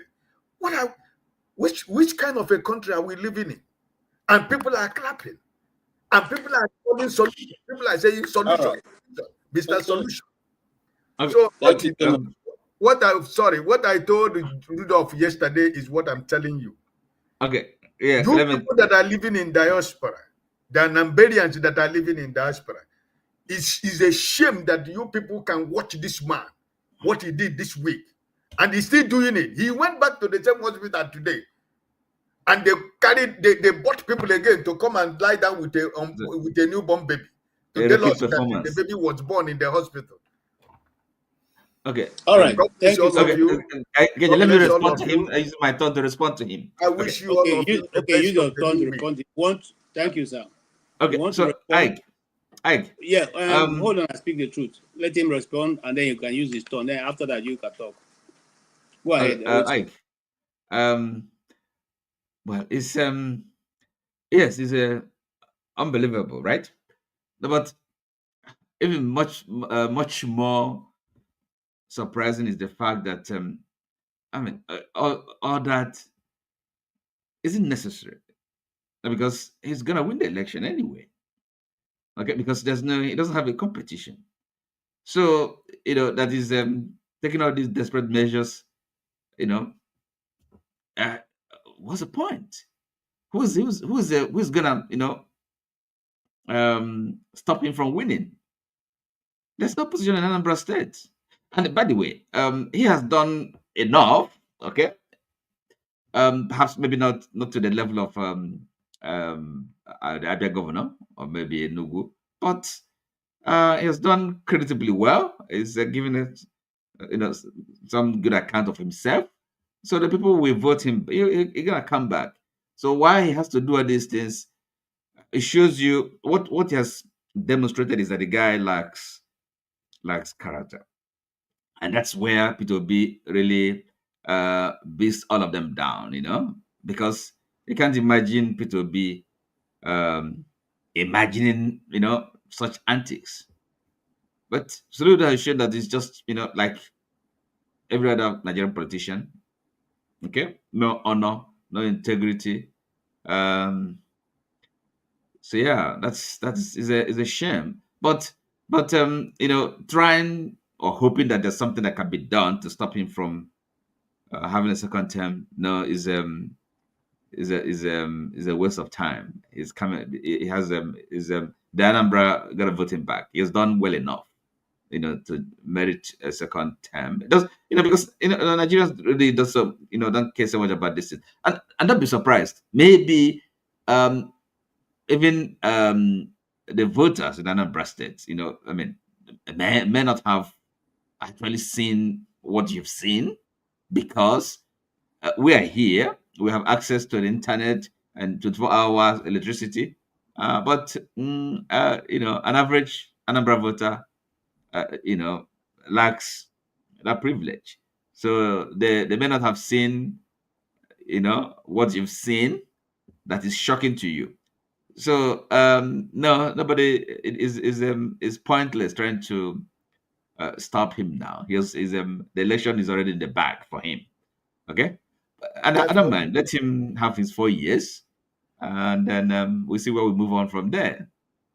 Thank you so much. So you are saying in a nutshell, yes, that Uche Kwenife and Mogalu are no contestant.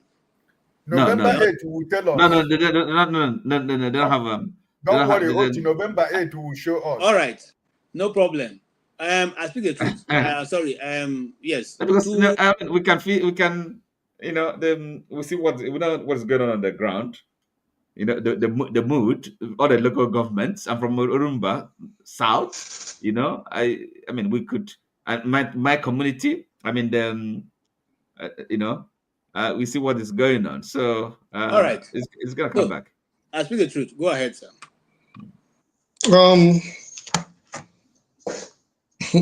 Yeah, this has been very interesting. But KJ, I got to give it to you though. You'll be playing some really dangerous and unfair games.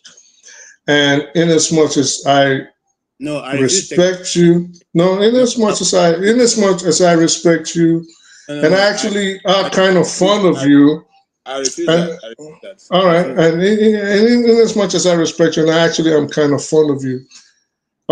You do this thing where I think it is very deceptive, and I think you do it because you wrap your emotions, just like a lot of Nigerian men, anyways. They wrap their emotions in a garment of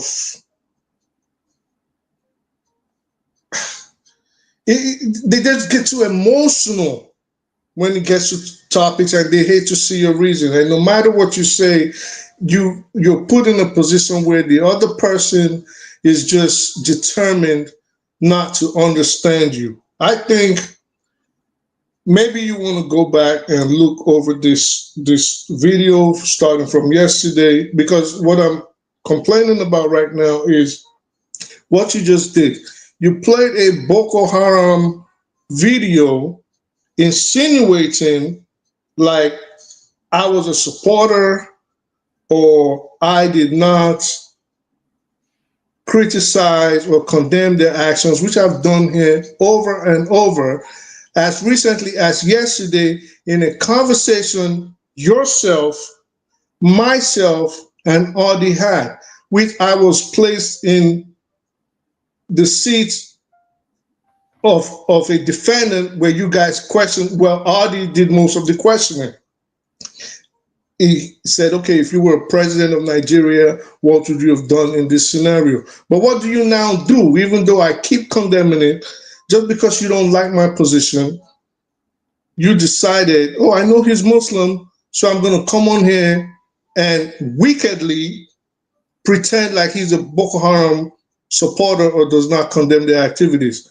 That should be beneath you. That shouldn't be something you, as an adult, should do. As a moderator, it is bad enough that you will not let me speak, or you only let the people that you want to speak.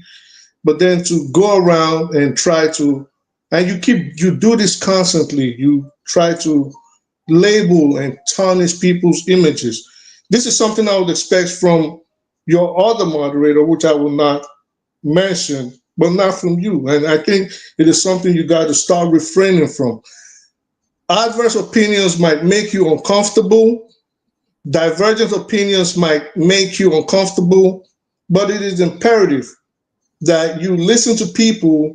You can disagree with people and you can hear them out. You can agree to disagree, or you can totally just disagree with them.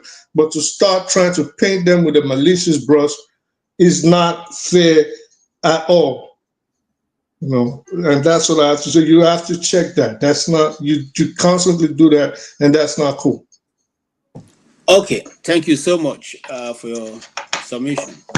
However, I think you are mischaracterizing what I did. I only played that. You're not a Nigerian government. I only played that to let you know there are more serious issues on ground in Nigeria other than Nnamdi Kanu, which, if any government is serious to tackle insecurity, you will not have majority of your armed forces in the east and pursuing people you tag IPOB boys.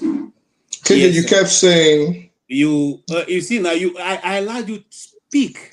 Yeah, but you can't. You let the person speak, then you start making mistruths, and that is hard to just keep quiet. What is mistruth now that happened so far? What were you saying? You're now characterizing it, and I would like to move on, not to sound petty, but you now characterizing it as if you were criticizing the Nigerian government, which wasn't what you did. The video is still there. What would you say about this? Would you support this? What was your opinion on this? You already know my opinion. Why would you now try to frame me like a supporter of such a malicious group? And you just said that, and I said to you, you are misunderstanding my purpose of playing the video. It is me that I'm speaking with my own mouth. And but yet you believe what you want to believe.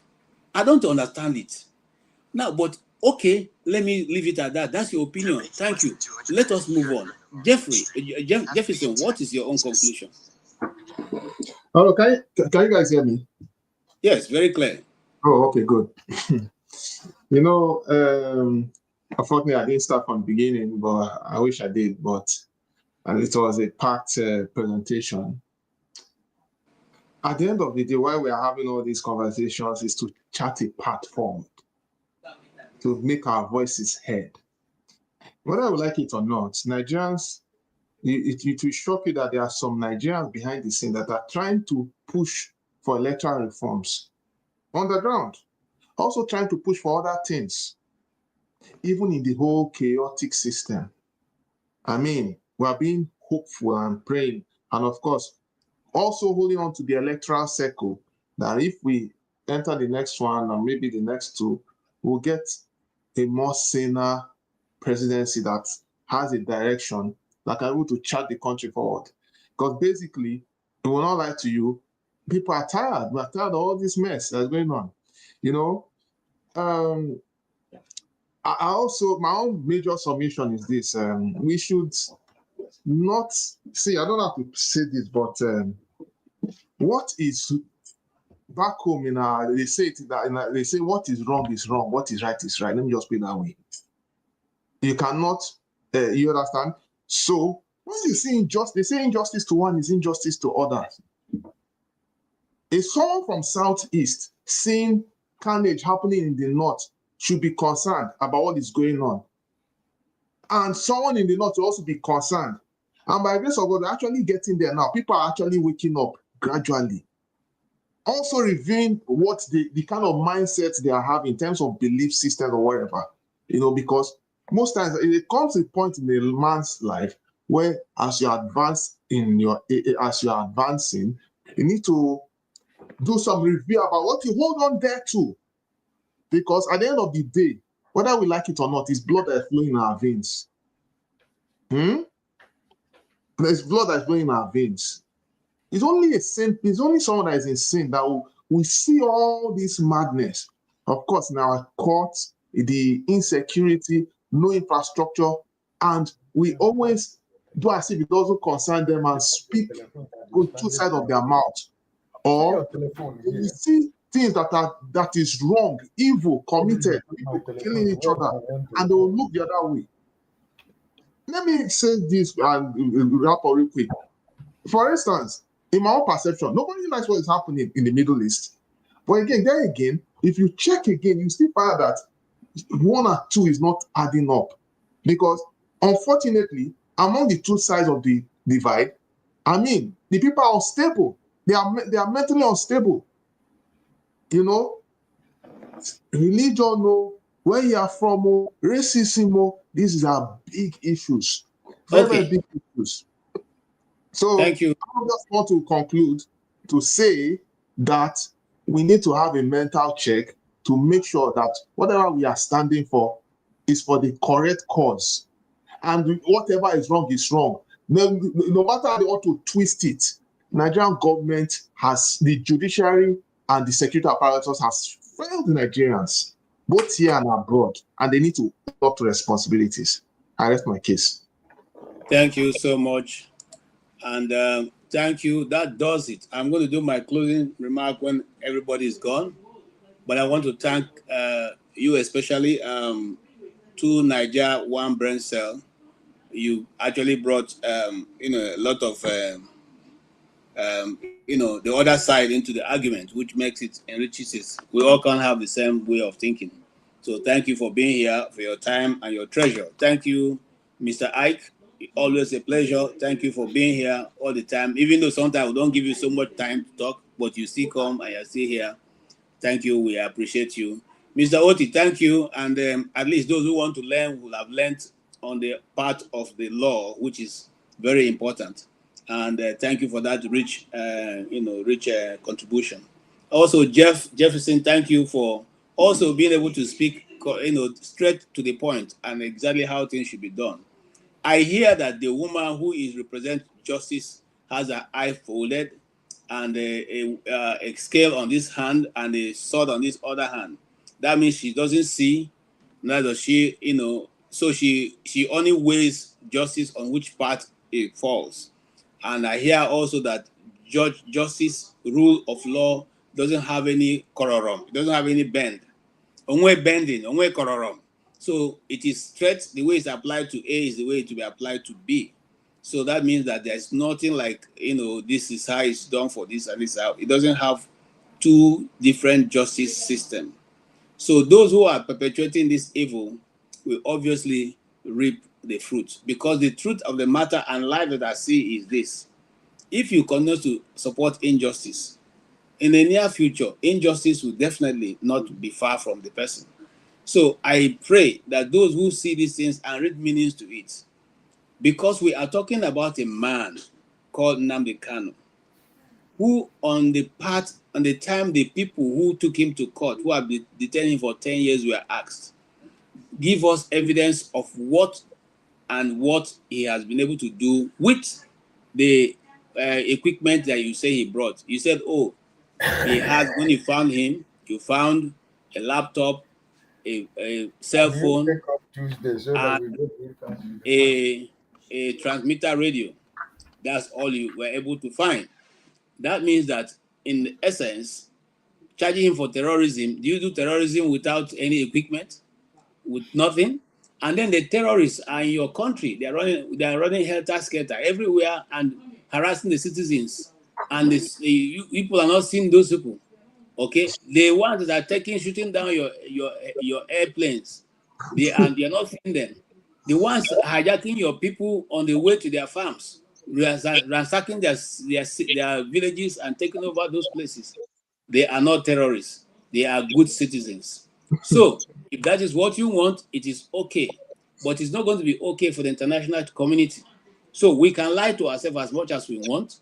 We can deceive ourselves as much as we want. But the whole world is not going to come to what we are lying to ourselves. And that's why it's so stupid for the government to send Daniel Bwala. Instead of solving the immediate and remote cause of the issue that the world is saying is happening to you, you are sending people all around the world to go and tell them that it's not happening. Are you okay? These people have satellites everywhere. They see everywhere. They see everything. And you are still saying that this thing didn't happen. Why don't we just solve our problem instead of taking it and passing it on to someone else? We appreciate everybody. Thank you guys so much. And we also appreciate, we have a new person who came in, is at Onoche model 7858. We thank you for being here. We pray that you'll be here also next week. I thank you, Mark Eneli, Boom Boom Ray, Ogun Yele, Ogun Wale. I don't know how to pronounce that.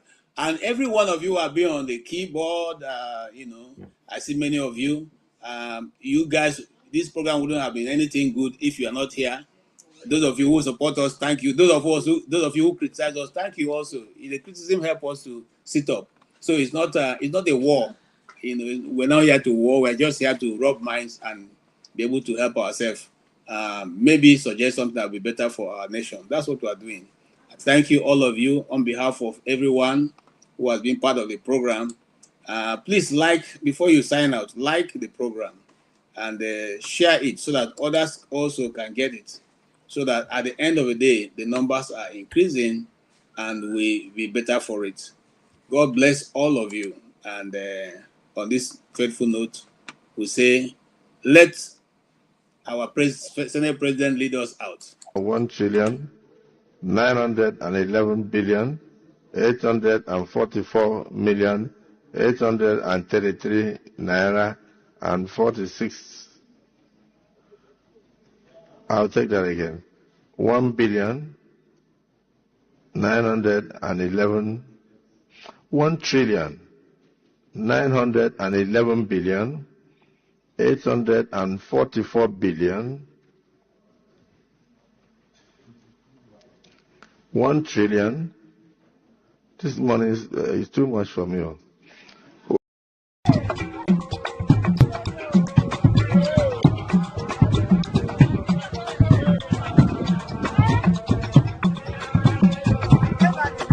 1 trillion.